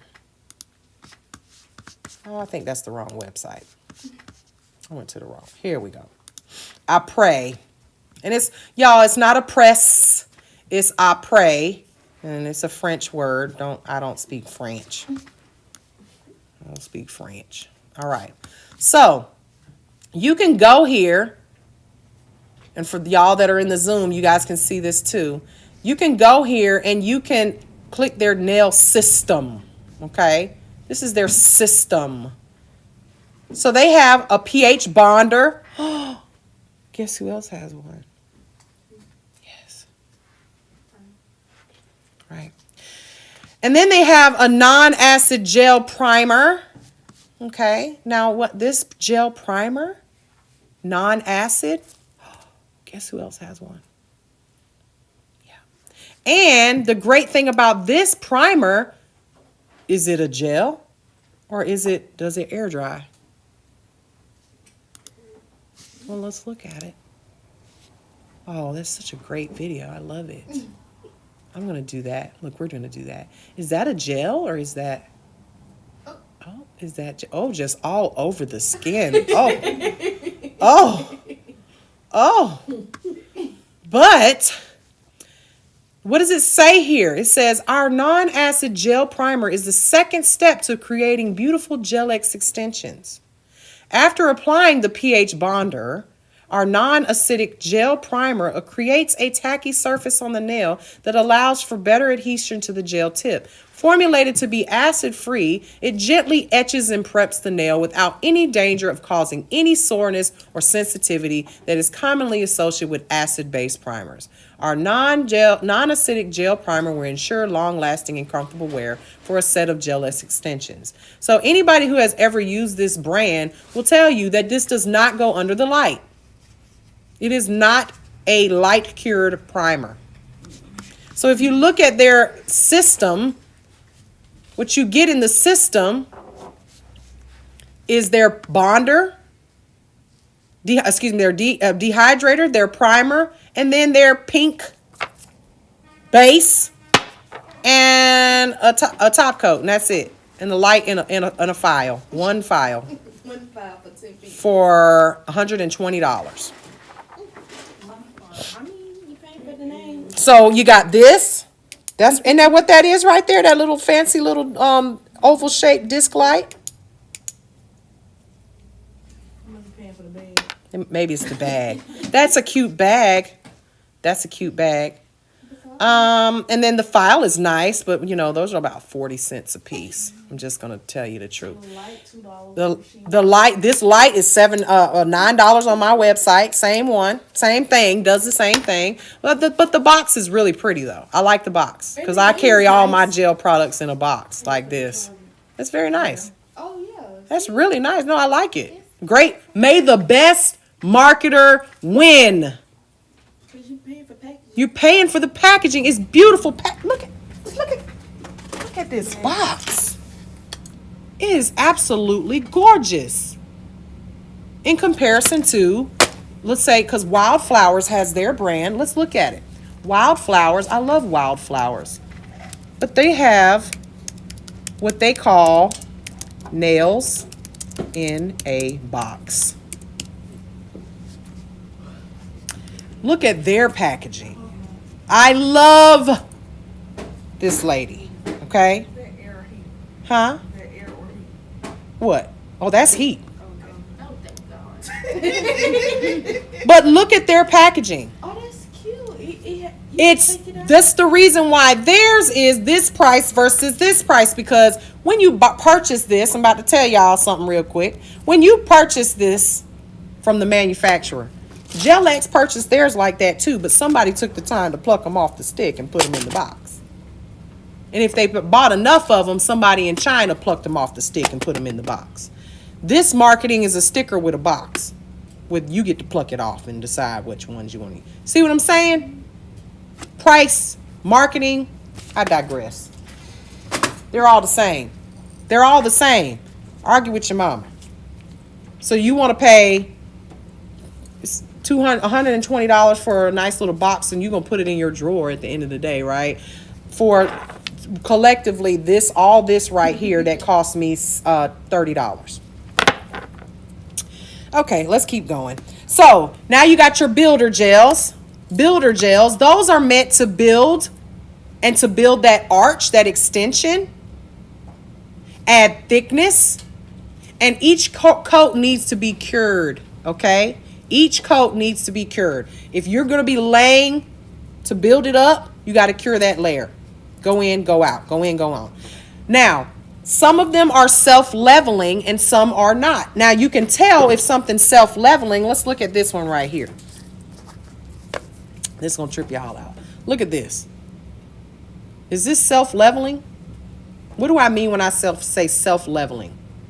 Put it on, and then it'll label itself with no. Right. Look how this one's been sitting for a while. Is that self-leveling? Yes. So now you see the difference? This is a builder gel. Builder gel. Builder gel. Look like body cream. A thick, nice shea butter body cream, right? This one is self-leveling. This is not self-leveling. Did y'all know the difference between this and this before you came to school? Hello. Did you know that both of these do the exact same thing? No. Okay, so school is a scam.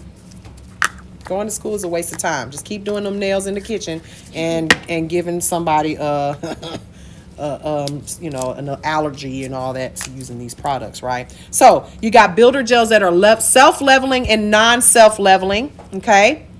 And they're mostly going to be hard gels, okay? When you're talking about builder gels, right? Remember I told you guys you can build them, but if you want those nice long extensions, okay? Nice extra long European style gel extensions, you're gonna need to use hard gel. Let me see if I can pull up a picture here. Images. We said nail extensions, not hair, because they done pulled up the hair. European hair, all this flowy blonde hair. Okay, so when we're talking about extra long extensions, let's look up stilettos. I know you love a good stiletto. So when we talk about extra long extensions, we're going to be talking about stuff like this. If you build this nail out with a soft gel, excuse me, I went to the wrong, this one right here, right there. You build that out with a soft gel, it's not going to last. You need a hard gel, okay? Someone said that they put their wrong email in. Can you check on that? It's in the chat. They're in the chat. So they haven't gotten their extension. Gotta make sure you put your right email in. Can't really help you with that one, but we will have a replay. So polymer gels, all right? So when we're talking about polymer gels, they're sometimes referred to as polygel. What is polygel, ladies? What is it? Isn't it?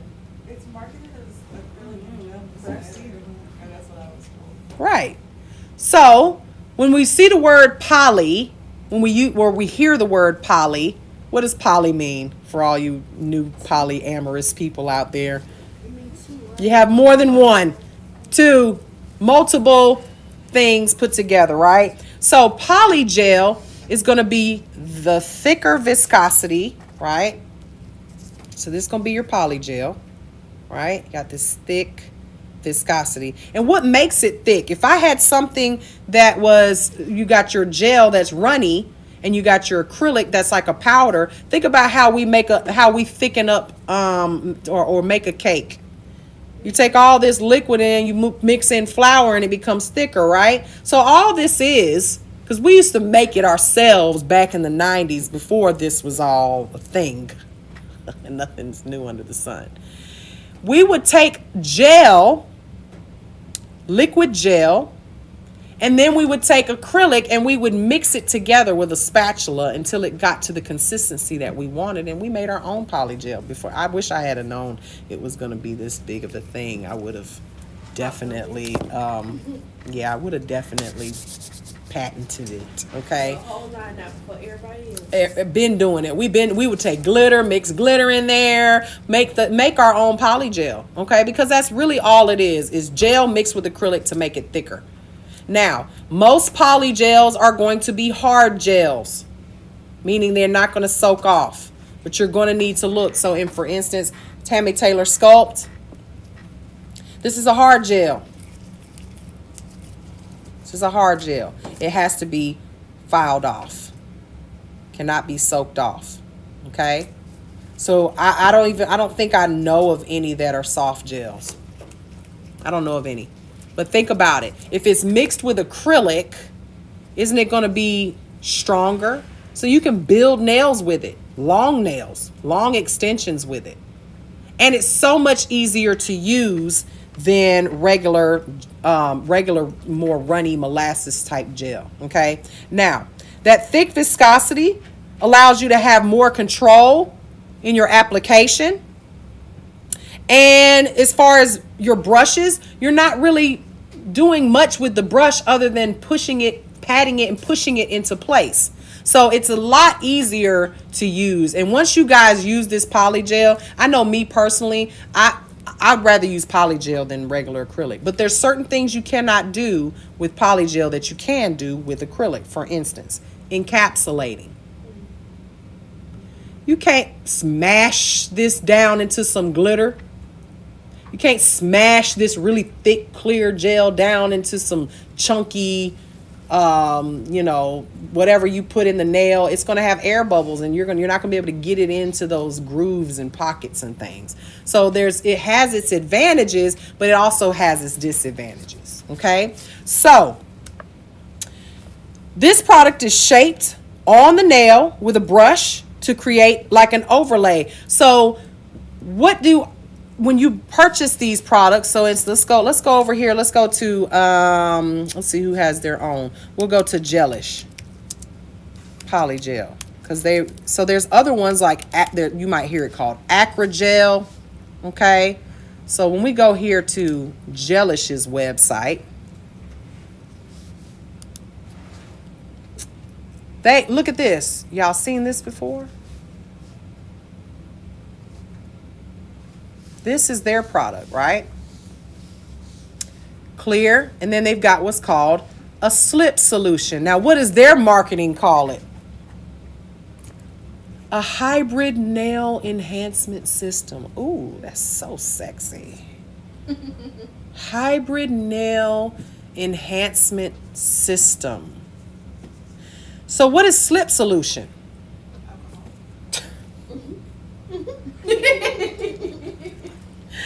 What is it, y'all? Well, it's alcohol in a bottle. So Max Estrada, I've told you guys about him, right? Max Estrada. I love him. He's so funny when he has his own brand. And he tells everybody, he's like, look, he doesn't really sell a slip solution, I don't think. He's like, you can use alcohol, you can use acetone, you can use beer, you can use wine, you can whatever you want, long as it's wet. Lick it if you want to. It don't do that, but it'll work. You need to have something on the brush to be able to keep the product from sticking to it, because remember, this stuff is sticky like toothpaste. So if you've got something wet, if you use something that's a little moist, it'll keep it from sticking to the brush. Okay, so again, so sexy. Hybrid nail enhancement liquid, aka isopropyl alcohol. You guys can buy isopropyl alcohol from Walmart in a 12-ounce bottle for 99 cents. Slip solution. Not really sure what the price is, because usually they don't put it on here unless you have a pro account. But I think it's like along the lines of $12 to $19. Okay? Y'all, spend your money on nail products that you need, not, because they're going to try to sell this to you in a system. I never buy the system. I always just buy the product that I need. Okay? Is it warm enough in here for you guys? Yeah. Okay. It's great. You guys are so funny. All right. So our polygels, any questions about this so far? Because I really want you guys I want to make sure that y'all are soaking this stuff in. Are y'all learning something today? Y'all learning something today? Because we got a class full of people in here today. Over here. They learning something. Yeah, I'm trying to figure out how you taking it off. No, that's what I was gonna say, because I know you have to file it all, Right. but like at some point you're gonna get to the natural nail. And That's what Exactly. So that's the whole idea. So I'm going to tell you a little trick Tammy Taylor gave me back in the day. So this is a soak-off base. Oh, so I think y'all just, never mind. I think y'all picking up what I'm putting down. Okay. Yeah. Okay, it's starting to make a lot of sense now. yeah, because I was like, won't soak off. You keep won't soak up. I don't Because feel you like have a file, somebody will get a ring of fire or something. So you're going to put you a nice little amount of base on the nail. Okay. A soak-off base. So then because you need a base anyway, right? So when you're using a polygel, remember I said you can use a regular acid primer, all that stuff. But you want to make sure you're using a soak off base that's maybe a little fluffy builder base like this, so that when you do file, because you're going to have to file that hard gel all the way down to the base. Once you get to the base, then it will soak off. Okay? Just a little, but they're not going to tell you that. They're not going to sell you that if it's a hard gel. Okay? So, there's a little trick for you. All right?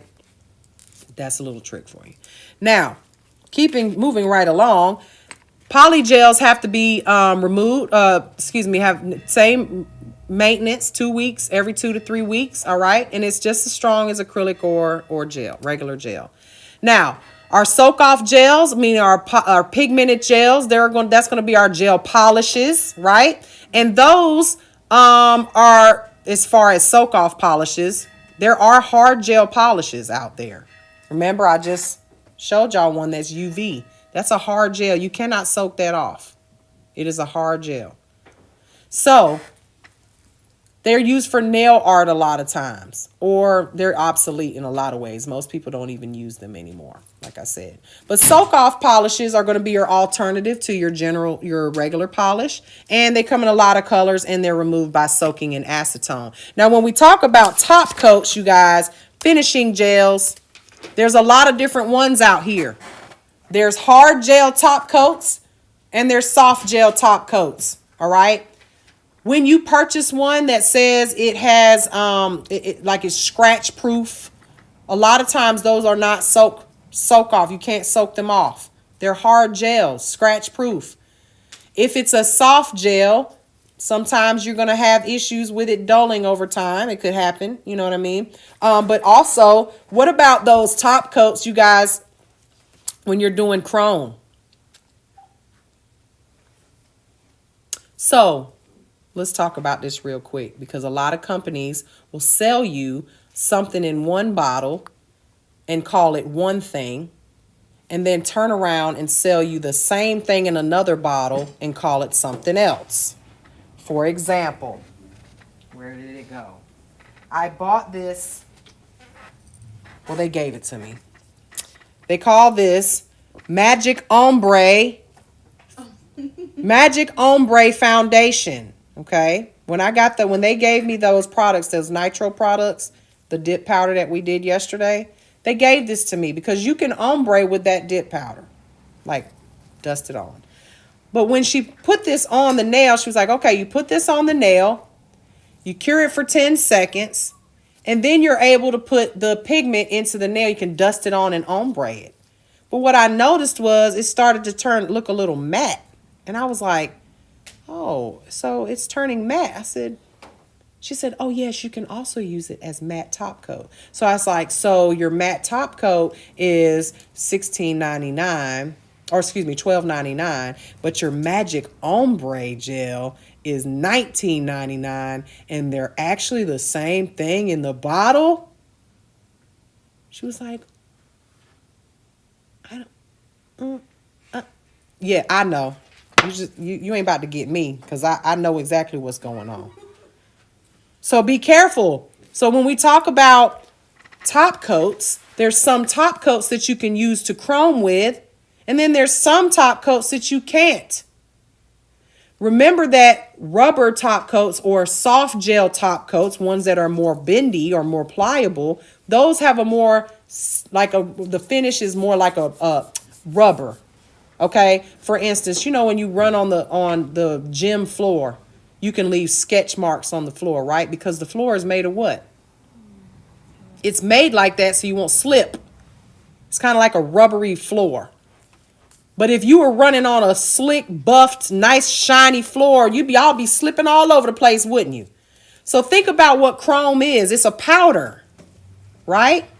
So if you are using a soft gel top coat, one that is not scratch proof, like glass, that powder will stick in it.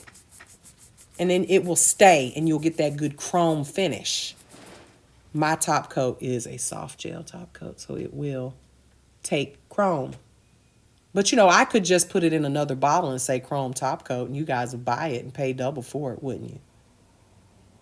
because you don't understand. If you don't know this information, you can be spending all your money. And this is why when people ask me, they're like, well, what should I buy? What should I buy? Like, oh, okay. So when I was in nail school and when my teacher didn't teach me all this stuff and I didn't know all the way, we didn't have gel back then either. So full disclosure, I had to figure all this stuff out by myself. I'm supposed to just go tell you, don't buy that because it's just top coat in a bottle. When I spent all this money and you guys have spent all this money to come to school and you just gonna tell people, yeah, don't buy that. It's just matte top coat. Just buy regular matte top coat. That's why people charge for this information. That's why this stuff ain't free. Okay? So, magic ombre or matte top coat. You choose which one you want to buy. Okay? But your finishing gels, there's different ones. Okay? So you got also ones that cure tack free and some that are no tack or no wipe.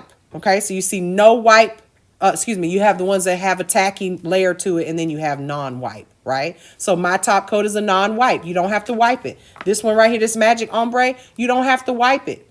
It will cure without a tacky layer to it. But have you guys ever used a top coat that has a tacky layer to it? You're like, oh my God, it's still sticky. I don't know why it's still sticky. Do you know why it's still sticky? That's that inhibition layer. It has to be wiped away. Okay? And that's just a different chemical in there. All right? That makes it do that. So, me personally, I don't want to wipe nothing. These wipes cost enough. I don't want to wipe anything. And then that sticky layer, when you're wiping that chemical all over that client's skin, you can cause an allergic reaction. All right? So, I prefer a non-wipe top coat. And that's what they usually have nowadays. So, that's going to be your preference. Okay? Now, let's talk about the things that you need for a gel application. So we got our gel curing lamp, right? We're going to need an application brush. So each one of you guys are going to get a gel brush today. You're also going to need your bonding gel or your primer, whichever. You guys are going to get a foundation gel today, okay? You're also going to need your building gel. You guys are going to get some builder gel today, okay? And your top coat in order to complete a gel nail. Now, you can use tips or forms, or you can overlay on top of your natural nail. Now, you guys learned how to do dip yesterday with resin. I'm going to be honest with you. If I'm doing dip, I'm not using resin. Guess what I'm going to use? Gel. Builder gel. So if you guys want to use builder gel to sprinkle all on top, instead, you would apply it the same way that you would apply your resin, but then you sprinkle the powder on top of it. Guess what? Same thing. But now you turned your dip nail that was $55 into a $65, $75, $85 gel dip service. Hello. You're going to need some cleanser. And your cleanser, what's my cleanser recipe? 3 parts alcohol, 1 part acetone. Or you can go on here and pay $19 for some swipe from, anyway. You're also going to need your files and buffers. All right. Lint-free cleansing wipes. And why do we like to use lint-free? Lint and gel does not go. There goes the mailman. I just give him my certificates. P.S. Y'all certificates are going out in the mail. I stayed up all night last night making them. All right. Now, let's talk about how you store, use, and remove gels in the salons really quick. So storing gels, you want to store them in a cabinet where there's no light. Y'all notice all my good gels are in the drawer. Y'all can't even get to them. Don't even ask. The ones over there, they're all against the wall where the sun isn't going to hit them. Okay, so you want to protect it from heat and light. Here's a little tip, you guys, because I bought some gel from the nail supply guy over here, and I opened up one of them, and it was already cured on the inside of the bottle. Check your gels when you purchase them to make sure they're not cured, because you don't know where they've been, what they done been through, poor things, and been through all kinds of hell before you got it. You never know. But you also don't want to leave those gels in your car overnight if it's hot outside. That heat can cause that gel to cure as well. okay? Now, the application, remember how I told you the story about the light coming and hitting my gel? When you're doing gel, make sure you don't have any sunshine coming into where your space is. I know y'all love natural light, but it's not the friend of UV or LED, okay? Keep that gel container closed. I get you guys all the time when y'all are filing and you got your acrylic powder open. What happens when you get filings in your gel? You can't even strain that out. You got to pick it out, and it's ugly, all right? So keep your stuff covered. Now, temperature is important. Y'all got it nice and toasty in here right now.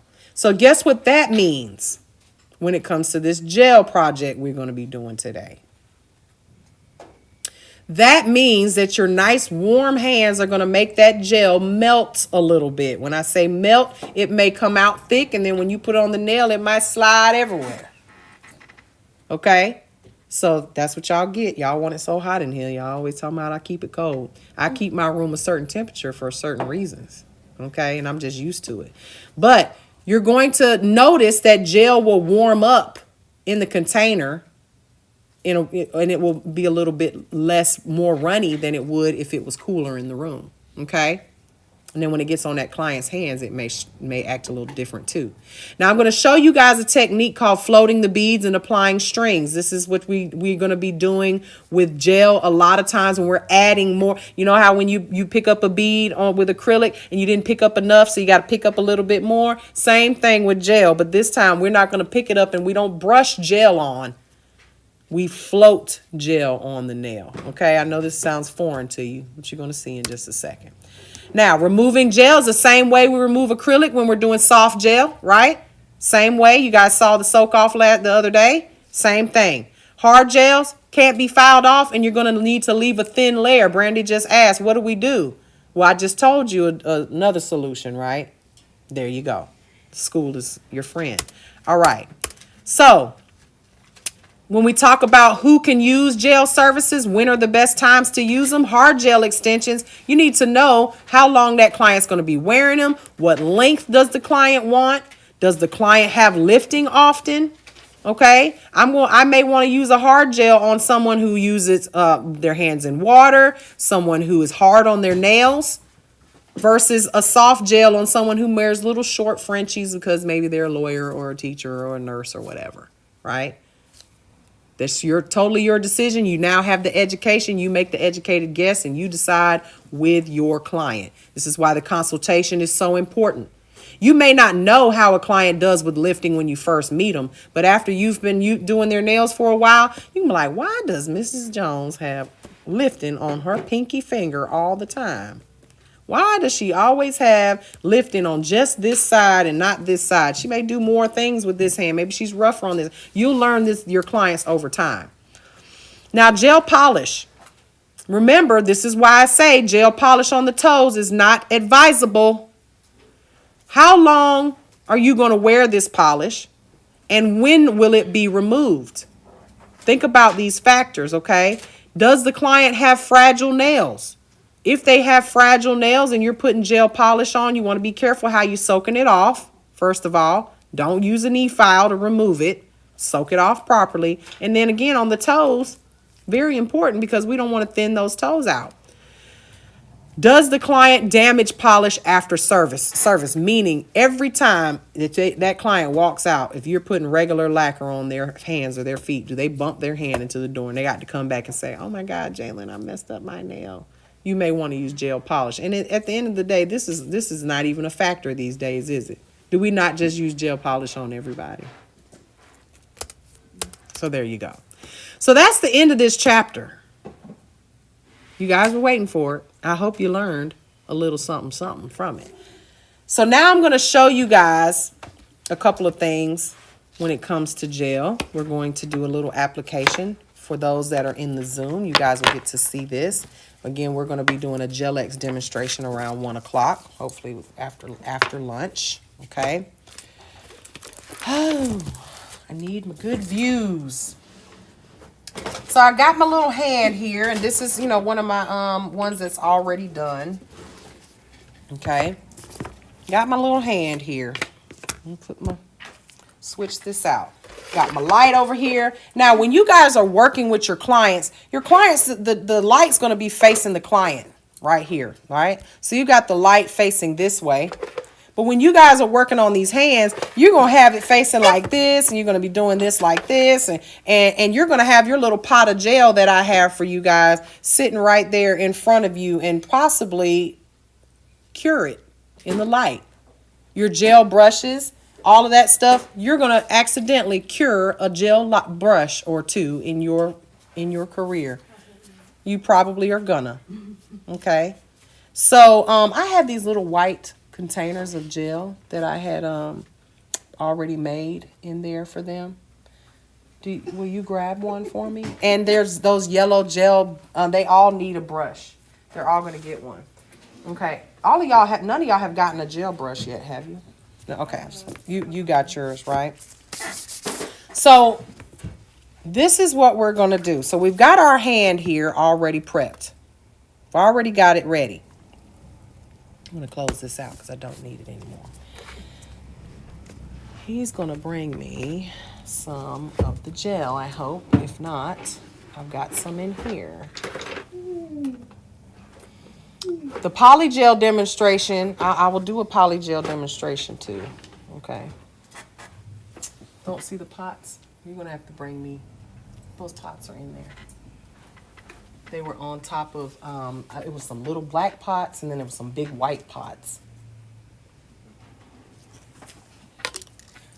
Can you bring me your, no, I got some right here. I got some. This is just not what you guys are going to get, okay? This is something else. All right. So you guys are going to get this brush right here, which is a UV gel brush, all right? When you first get it, it's nice and brand new. Looks like this. Go ahead and give everybody one. Okay. When you get it, it's going to have that adhesive in it, just like it did before with your acrylic brush. Brandy already has one. And you're going to need to clean it with a little bit of alcohol. Now, remember, this is not a natural hair brush. This is a synthetic brush. What do I mean by that? It's like a plastic or a Canacolon or some kind of something. All right. Nylon. These are actually made of nylon. Okay. So I've got my light right here, and then I've got my hand. This hand has the little tips on it, just like we always do. All right. With our mannequin. Okay. I'm just going to take a little acetone right here, put it in this jar. And it's advisable to have some alcohol close by, just so you can clean your brush as needed. Now, I've got some gel here, and this is going to be some extension gel by Vetro. You guys are going to be having IBD. It's IBD gel, which is extension gel. Very good gel. It's just, you know, what I can get on hand. This is about $60, $75 a container. Very, very expensive gel. Yes. But I don't know if y'all know, Vetro actually cures in 10 seconds. It's a Japanese gel. Yeah. It's very expensive. Okay. That's it. I had some already made. Yes. I need to make a few more, but that's what they're going to get. I don't need it. They get that. Okay. So, how are we going to prep this hand? The black. No, not those. We're going to buff it, right? We're going to prep this hand by buffing the tip. We don't need to etch it down to the nothing left, right? We're just going to buff it to remove the shine. Now, when we apply this to the client, we need to do what first? We're going to prep, push back the cuticles, do all of our prep like we normally do. We're going to apply our dehydrator and our primer. But then the next thing we're going to apply, and you guys are going to get some, I just didn't bring it out, is our foundation gel. Now, this is something I want you, mine is called foundation gel. It's base gel or primer gel, bonder gel. Remember, we just learned about all this. Okay? This is just rubber base, like I told you, my favorite base. Now, what I want you guys to remember about gel. Gel goes where gel is. Did y'all hear me? Right, like when I said acrylic sticks to acrylic, Gel goes where gel is. So what do I mean by that? When I apply this base, if I'm not careful and I apply it all over this client's nail and I get it on the skin and I don't clean it off, now I'm just going to polish this on just like we do any of our other polish. Polish this on. If I accidentally flood the cuticle and get it all over the cuticle and I don't clean that up before I cure it, guess what's going to happen when I go to put my next layer of gel? The gel is going to go where it is. So let me give you an example. Now I'm going in here for 30 seconds. I'm going to go ahead and turn this on for 30 seconds. Let me give you an example.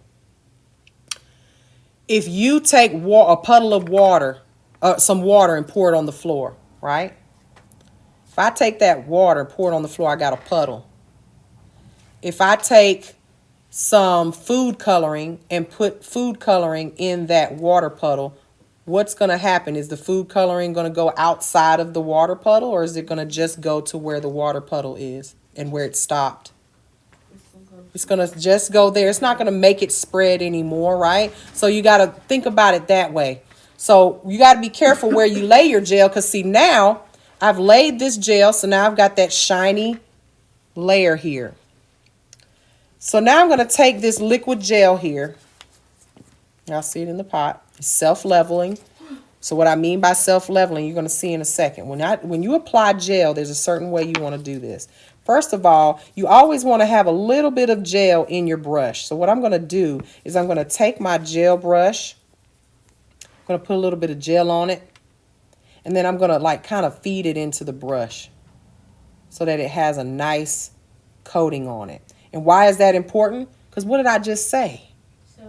Gel goes where gel is. So if I've got a dry brush with no gel on it, then it's kind of just going to be sitting there and it's going to be this bead sitting on the tip. This is not like acrylic. We're going to kind of paint this on. Our first layer this is known as our slip layer. Okay. Remember, gel is going to go where I put it. So when I first lay this first layer, I'm going to just kind of brush this on, right? And I want this gel to be wet, meaning uncured first. And then I'm going to pick up a bead of gel, and I'm going to pick up a generous amount. This is me doing an overlay, okay? No extension, no nothing. Y'all see that string? Let me zoom out a bit. Zoom out some. So when I pick this up, when I pick it up, it's like molasses, so I'm going to have this like string. You want to make sure that string breaks. Okay, so you can twist your brush around. You can do this number right here from side to side, but I don't recommend brushing it off the side because it's still going to be a string there, right? So just be patient. Wait for it. So you're going to pick up a bead, and this is what I mean by a bead. And I've got brush gel on the side that I need the gel on. I don't need gel all over this brush. Just like when we polish, I tell you guys to push away because you need polish on one side. You only need gel on one side. All right. Now watch this. I'm not going to brush this on. What I'm going to do is I'm going to roll it off of the brush like so. Okay. I'm going to pick up a little bit more. I didn't pick up enough. All right, pick up a little bit more. I'm going to roll it off the brush like this. And then I do this little kind of swoop motion right there to break it. Now, watch what I mean by self-leveling and gel goes where gel is. I got this gel and it look how smooth it's got. This pearl is smooth, right? But it will slide. If I sit here long enough, this gel will slide down this nail and it will go everywhere that gel that I first applied is, and it'll stop right there on the edge and not move. Okay, look how, see how it's going slow now. It's going slow. So you're not going to sit here and wait forever, are you? No. So look at it. Look at it. It's doing it, right? It's doing it. It's heading on down. So gel is self-leveling. It will level out on its own. But I want to make sure that I get this back because I'm holding it forward. I'm going to make sure that I get this back to the cuticle area. So what we're going to do is what's known as floating the bead. So I'm going to make sure I keep contact with this gel. We do not do this with acrylic, do we? See how I'm pushing. I'm pushing it just to the cuticle. And then this is called floating the bead. I'm guiding that that gel where I want it to go. Y'all see that? Scam. Look at that. Look at that. Look at it. Self-leveled. Nice and smooth. Do y'all see a hump, a lump, a bump, or anything? Are you rolling your eyes at me, or are you blinking? I'm blinking. Oh, okay. Now here's just that simple. And look, that's where it's going. Did it slide off the side? No, still there, still just hanging out there. Now here's something you can do. Y'all always worrying about the apex and all of that, right? Gel is gravity, right? So what I can do is I can turn this client's hand over. And look what's going to happen. So what we do is we have this nail is now the gel is going to drag, like come down like syrup. It's just going to kind of hang down and come towards the middle of the nail. And now look at when I turn this, if I turn it to the side here, look, see how it now it has a hump there? So now I can turn this over quickly. You see it? See, now I've got a little apex. Hello. Jalen's like, I hate you right now, Miss Mary. We're going to go into light. 30 seconds. Now, ooh, that's a lot of gel. We want to go in and out. You can have your client go in and out, or you can hit the button, flash, or you can hit low heat mode on your light. Just that quickly and just that easily. I don't know why I'm acting like she good. She ain't gonna feel no heat. I'm like trying to turn it on so she don't feel no heat. Just that easily, we just overlaid that nail, and you almost can't lay your gel like you don't on a file. It's like you gonna mess this up, not the gel. The gel knows what to do. It goes where it's told. In this sense, with this liquid gel, okay. So, y'all in the Zoom, did y'all see that? Did y'all see that? I know y'all saw it. You had to. Yes, ma'am. Yes. You see how easy I did that? Okay. Now, in this case, wow. In this case, let's take a look at it. Let's zoom in on this gel goodness here. Oh, that's the wrong finger. There we go. Look at how perfect. Look at the apex. Look at this. Look how smooth. Look at that. Now, when you touch this, if I touch this right now, it's got a tacky layer to it. You hear it? Stick, stick, stick. So what I have to do is I have to take my homemade cleanser that only cost me like 15 cents to make. I'm going to take that cleanser and I'm going to spray it on my white. And remember how I taught you guys to remove polish off of manicures? That wasn't just for manicures. That was for everything. You want to make sure that you're not jamming all this chemical. Let me back up some. Into your oh. Hello. Let's see what the paper towel is thinking. All right. This chemical all over your client's PNFs and skin. So we're going to take this cleanser and we're going to wipe this away. Look how shiny. Y'all see that? No, you need a top coat. Don't even need a top coat on with this one. But that's that $75 a bottle gel right there. Y'all ain't got that. Y'all's is going to be dull. You're going to have to probably shape it and file it. All right? You're going to, in the beginning, because you're going to say it's a scam. I'm scamming you, right? Because I did that so easy, right? But you're going to want to shape and file this. And when you get ready to shape and file this, what you will notice, my dears, is that it's so much softer and easier to file than acrylic. Remember, concrete versus glass. Is glass not easier to break, right, than concrete, right? So it's harder to file acrylic than it is. This, remember, soft does not mean that it's not strong, but it is a softer product to file. So you may not even need to, because in this case, could I put top coat on top of this? Like this? I could, but it's going to peel. Remember, slick to slick does not stick. We cannot do that, right? But unless you know, if you're getting doing a clear overlay on somebody, you could walk out like this, couldn't you? So I'm going to etch this. And then I would do my 2 coats of top coat and base. Now, you may want to go around the cuticle with your E-file or your hand file to make sure that the cuticle is nice and smooth. But you know, your grandmother laid that right there. Did she not? Okay. So that is how you're going to do an overlay on the gel nail. Now, let me demonstrate to you guys on a tip. Okay. This one is a tip. So to do this on a tip, you can do the same thing with a sculpted form. We're going to etch the nail, right? I'm going to show you guys what stringing the beads means. Okay, so remove your dust. We're going to do our dehydrator, primer, all that good stuff, right? I'm going to use this pretty pink base right here so you guys can see. All right, this is my rubber base. This is a lot thicker. I'm going to lay this on the nail, and when you're using gel, this is what I like to say, and this is something when I was teaching Vetro, what we would call establish the cuticle area. Establish it, meaning press it as close as possible, and then brush down.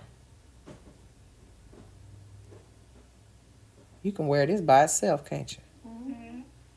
And I often do. I just use a base and then a top. Now, when you'll see that this, I put a lot of streaky lines in there. Now watch how it self-levels. Be nice and smooth. Okay? This is what you would want to use. And remember, gel goes where gel is. So you want to make sure that you put gel everywhere that you're going to want to lay your gel. And I don't have to put this in the light until I'm completely ready to put it in the light. If you get it on the skin, make sure you get it off the skin. Okay? But this is why your manicure skills were so important. I know y'all didn't want to do them, but this is where it's coming in. Now you learn how to lay polish very nicely. This is going to be easy for you. Look how I just laid that on there with no problem. 25 years of polishing. That's how. 30 seconds in the light. Now, let me see if I have another color here. I think I do. This is what we're going to use, which this is a UV, so I'm going to have to use this light. Can I use this one in here? Nope. So this is a pink gel by IBD, and this is a builder, okay? All right. Let's switch these lights out. Remember, I'm keeping this out of the view of my gel. I do not want that in the view of my gel. We just switch lights out, and I switched to a light that is a UV and a LED light. So now when I lay this, you'll be able to see a little bit better. I'm only doing this so you guys can see. So I'm picking up some of my gel. First thing I want to do is my slip layer. Go ahead and break those strings. So I'm going to go in, and I'm going to lay this gel. This one's a little bit thicker. Lay this gel. Brush it on. Brush it everywhere that you want that gel to go. Slip layer. Think about, like I said, slipping on that floor. Now see how it's a little bit, it's not smooth yet? It's, look, quickly it's self-leveled, right? Don't cure it. Not yet. We want that slip layers because we want our food coloring to go where the water is, remember? Okay. So now look how pretty and smooth that is already. Now, if you're not skilled yet and you want to build this up, you could absolutely brush that on, go in, cure it. Brush another layer, go in, cure it. That's going to be a long time in and out of the light. Okay. But now I'm going to take bead of gel. Break it off here. Now I'm going to go in and I'm going to roll it off the brush. Roll it off the brush like so. And then swirl, break off the string. Now I'm going to take my brush and I'm going to push, hold it down, push it, push it, push it into the cuticle without touching.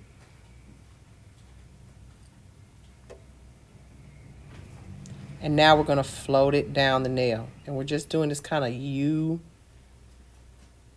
Always keep contact with the gel.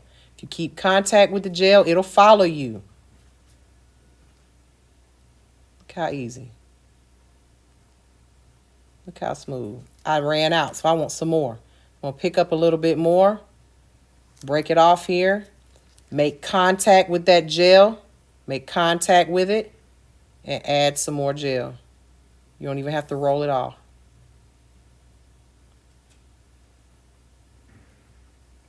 Now, if I look at this, see how I'm just putting it in shape? If I look at this and say, oh, I think I want a little bit more gel on one spot. Or if I'm pulling it over, I think it slid over a little too far. So what we call stringing the gel, I'm going to pick up some of my gel here, and I'm not going to break the string. See how there's still some of it hanging here? Look at it in the picture, in the video. It's hanging there.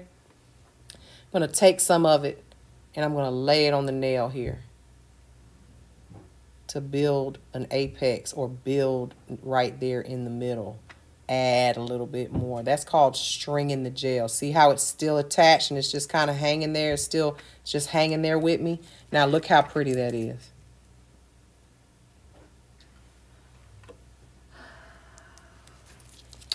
Jalen is upset. I'm going to turn this over. I want to turn this finger over so I can build an apex a little bit.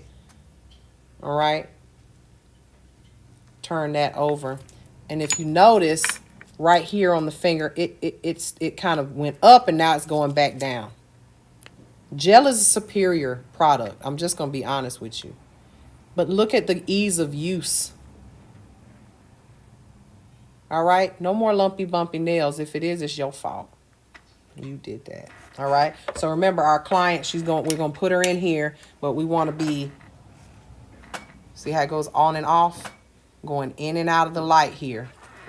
For my folks on Zoom. Going in and out because I don't want to burn her. That's a lot of gel on there at one time. So in and out, or you can turn it off and on. And then we're going to go in there. Now remember, this is UV gel. So how long does she got to be in there? 2 minutes. It doesn't magically turn into 30 seconds because we're using the LED light. Okay? How y'all feel so far? Nervous. What you nervous about? What you nervous about? I don't know if it's gonna work. It's how I wish you would get closer to the hand. You got to pay for that, boo. We got 1, 2, 3, 4, 5, 6, 7, 8 people in here that paid to see this. You got to come in. You got to come into the Zoom. You get TikTok is free. I'm not. TikTok is free. I'm not. Do y'all know that social media sites, you think they're free, or that there's no product involved? You know who the product is? You're the product. I'm buying you right now on this app. Y'all better watch that Netflix special called Social Experiment. You want to get in, you want to see, you got to come over here to the Zoom. The link is in the bio. All these free services, they free to you, but the people like me are trying to pay. You're the product. So now you get to pay to come and play over here at the Zoom. My students are paying to see this. The Social Dilemma. That's right. Social Dilemma. I said Social Experiment. Social Dilemma. Very, very good. They got Grandma to teach me. They don't need to be nervous. That's true. That's true. So, got 28 seconds left. Now, when we do this, close this up when you get to filing it. Because this one, I can see a few little imperfections in it that I'm going to want to file and shape. All right? You guys, please wear gloves when you're dealing with this stuff. I don't want you guys, you'll be itching and carrying on all day. All right? So, and then when you're done, you're going to have to wipe everything you touch down because it's going to be sticky too. Look at all this gel on my hands. Okay? So now, we've got this gel here, this gel nail that I just built. Look how pretty. I'm going to take that and wipe that tacky layer, and look how shiny it's going to be. No bubbles, no nothing. But she not shaped as nicely as I would want her to be. So I'm going to take a file and I'm going to shape this nail out. Yes. What'd you say? I said yes, Sensei. Come on, Tammy. Don't fail me now. And you'll notice that the filings are much finer than acrylic. Okay? Much finer filings. Got my sidewall tip. And now I'm going to do my same tip. You can see so much better because look how shiny this product is. You can see where I'm filing. I'm doing my tip. Go ahead and look at it. Make sure it's not too thick. Y'all see my thickness here? Right? And then when you wipe this away, look. That's all the filings that you were seeing, all that from when I'm filing. So then we're going to shape. Y'all got any questions, Zoom? My Zoom folks? So far? Look how easy. But look at my apex and all that stuff. I really don't need to like file much, do I? Right?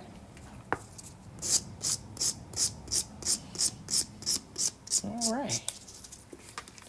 Look at that. So, you see how I filed. I did my cuticle area. And now we're going to do our apex. Blend that all together. So you use a regular file, not e-file? You can use an e-file, but guess what you're going to use? Never, ever use a carbide. What did y'all learn about e-filing? Smooth and grind. Gels, you want to use a diamond bit or a ceramic bit, which I don't even like ceramics. I think they're a waste of time. But look how pretty. You can buff this. Now we can go ahead and add our 2 coats of gel and our top coat. And that is your hard gel extension. Now when I do this poly gel nail, let's see here.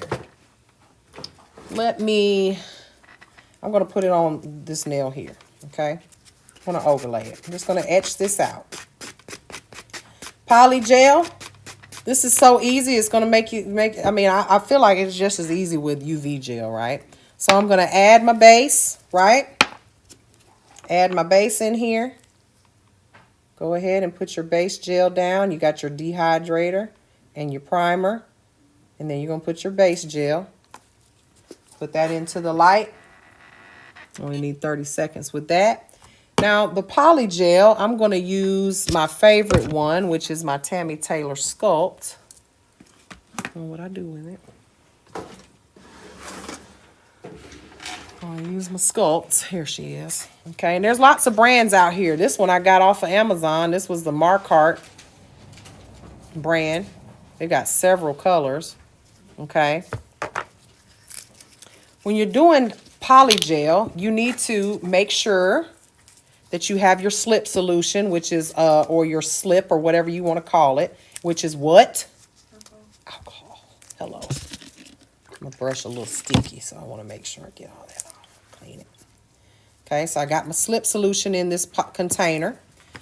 So now I'm going to take my poly gel, and how much you use is going to depend on how long the nail is. So when Tammy teaches it, she says take it and spread it down the nail to on the form to whatever length you're going to do it. So you can actually take this and just kind of press it onto the nail like that. Gelish has one of those little metal spatulas. Another thing to clean. I just say just press it onto that tacky layer. All right. Now I'm going to take my slip solution here Jalen about to be mad at me. I'm gonna go in and I've moistened my brush here.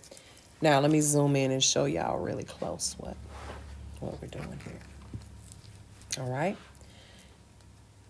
Press, press, press. Look how it does not move. We're not brushing. We're pressing. Press. Now hold it at an angle so that you can get into that cuticle area. Hold on, let me back up, trying to make sure I'm in the frame. See how I've got it at an angle? Press, press, press. Back up a little bit. There we go. Press, press, press. Yes. In that cuticle area. What did he say? See how I'm pressing, pressing, pressing? No waste.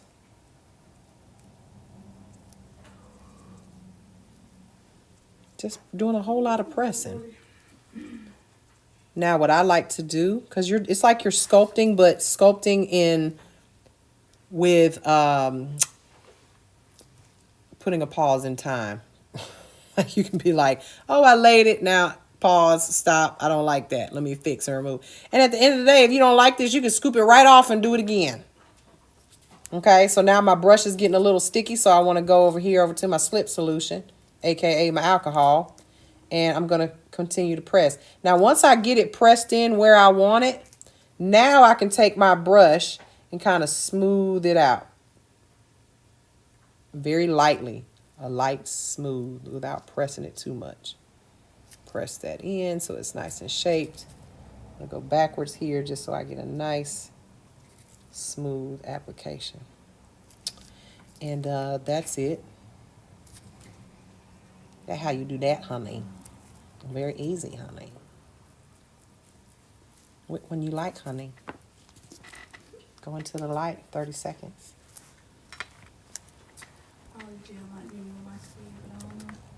Got to try them all. Everybody try them all.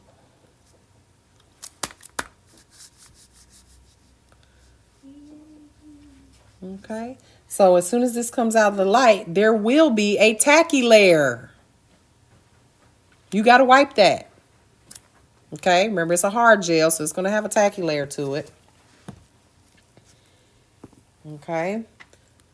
Some people just go ahead and file it off, but this right here, this tacky layer right here, when I pulled it out, it's sticky. Okay, go ahead and take you some cleanser and wipe that off. All right, so now we can file this, and it is also very easy to file. Go ahead, shape it.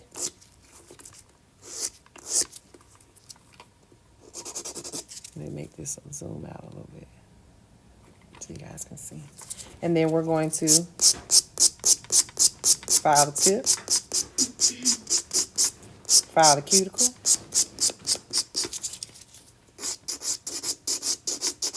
and now the apex. Someone said, how many layers should there be? Do you flip the hand for apex every time? Not every time, just when you want it.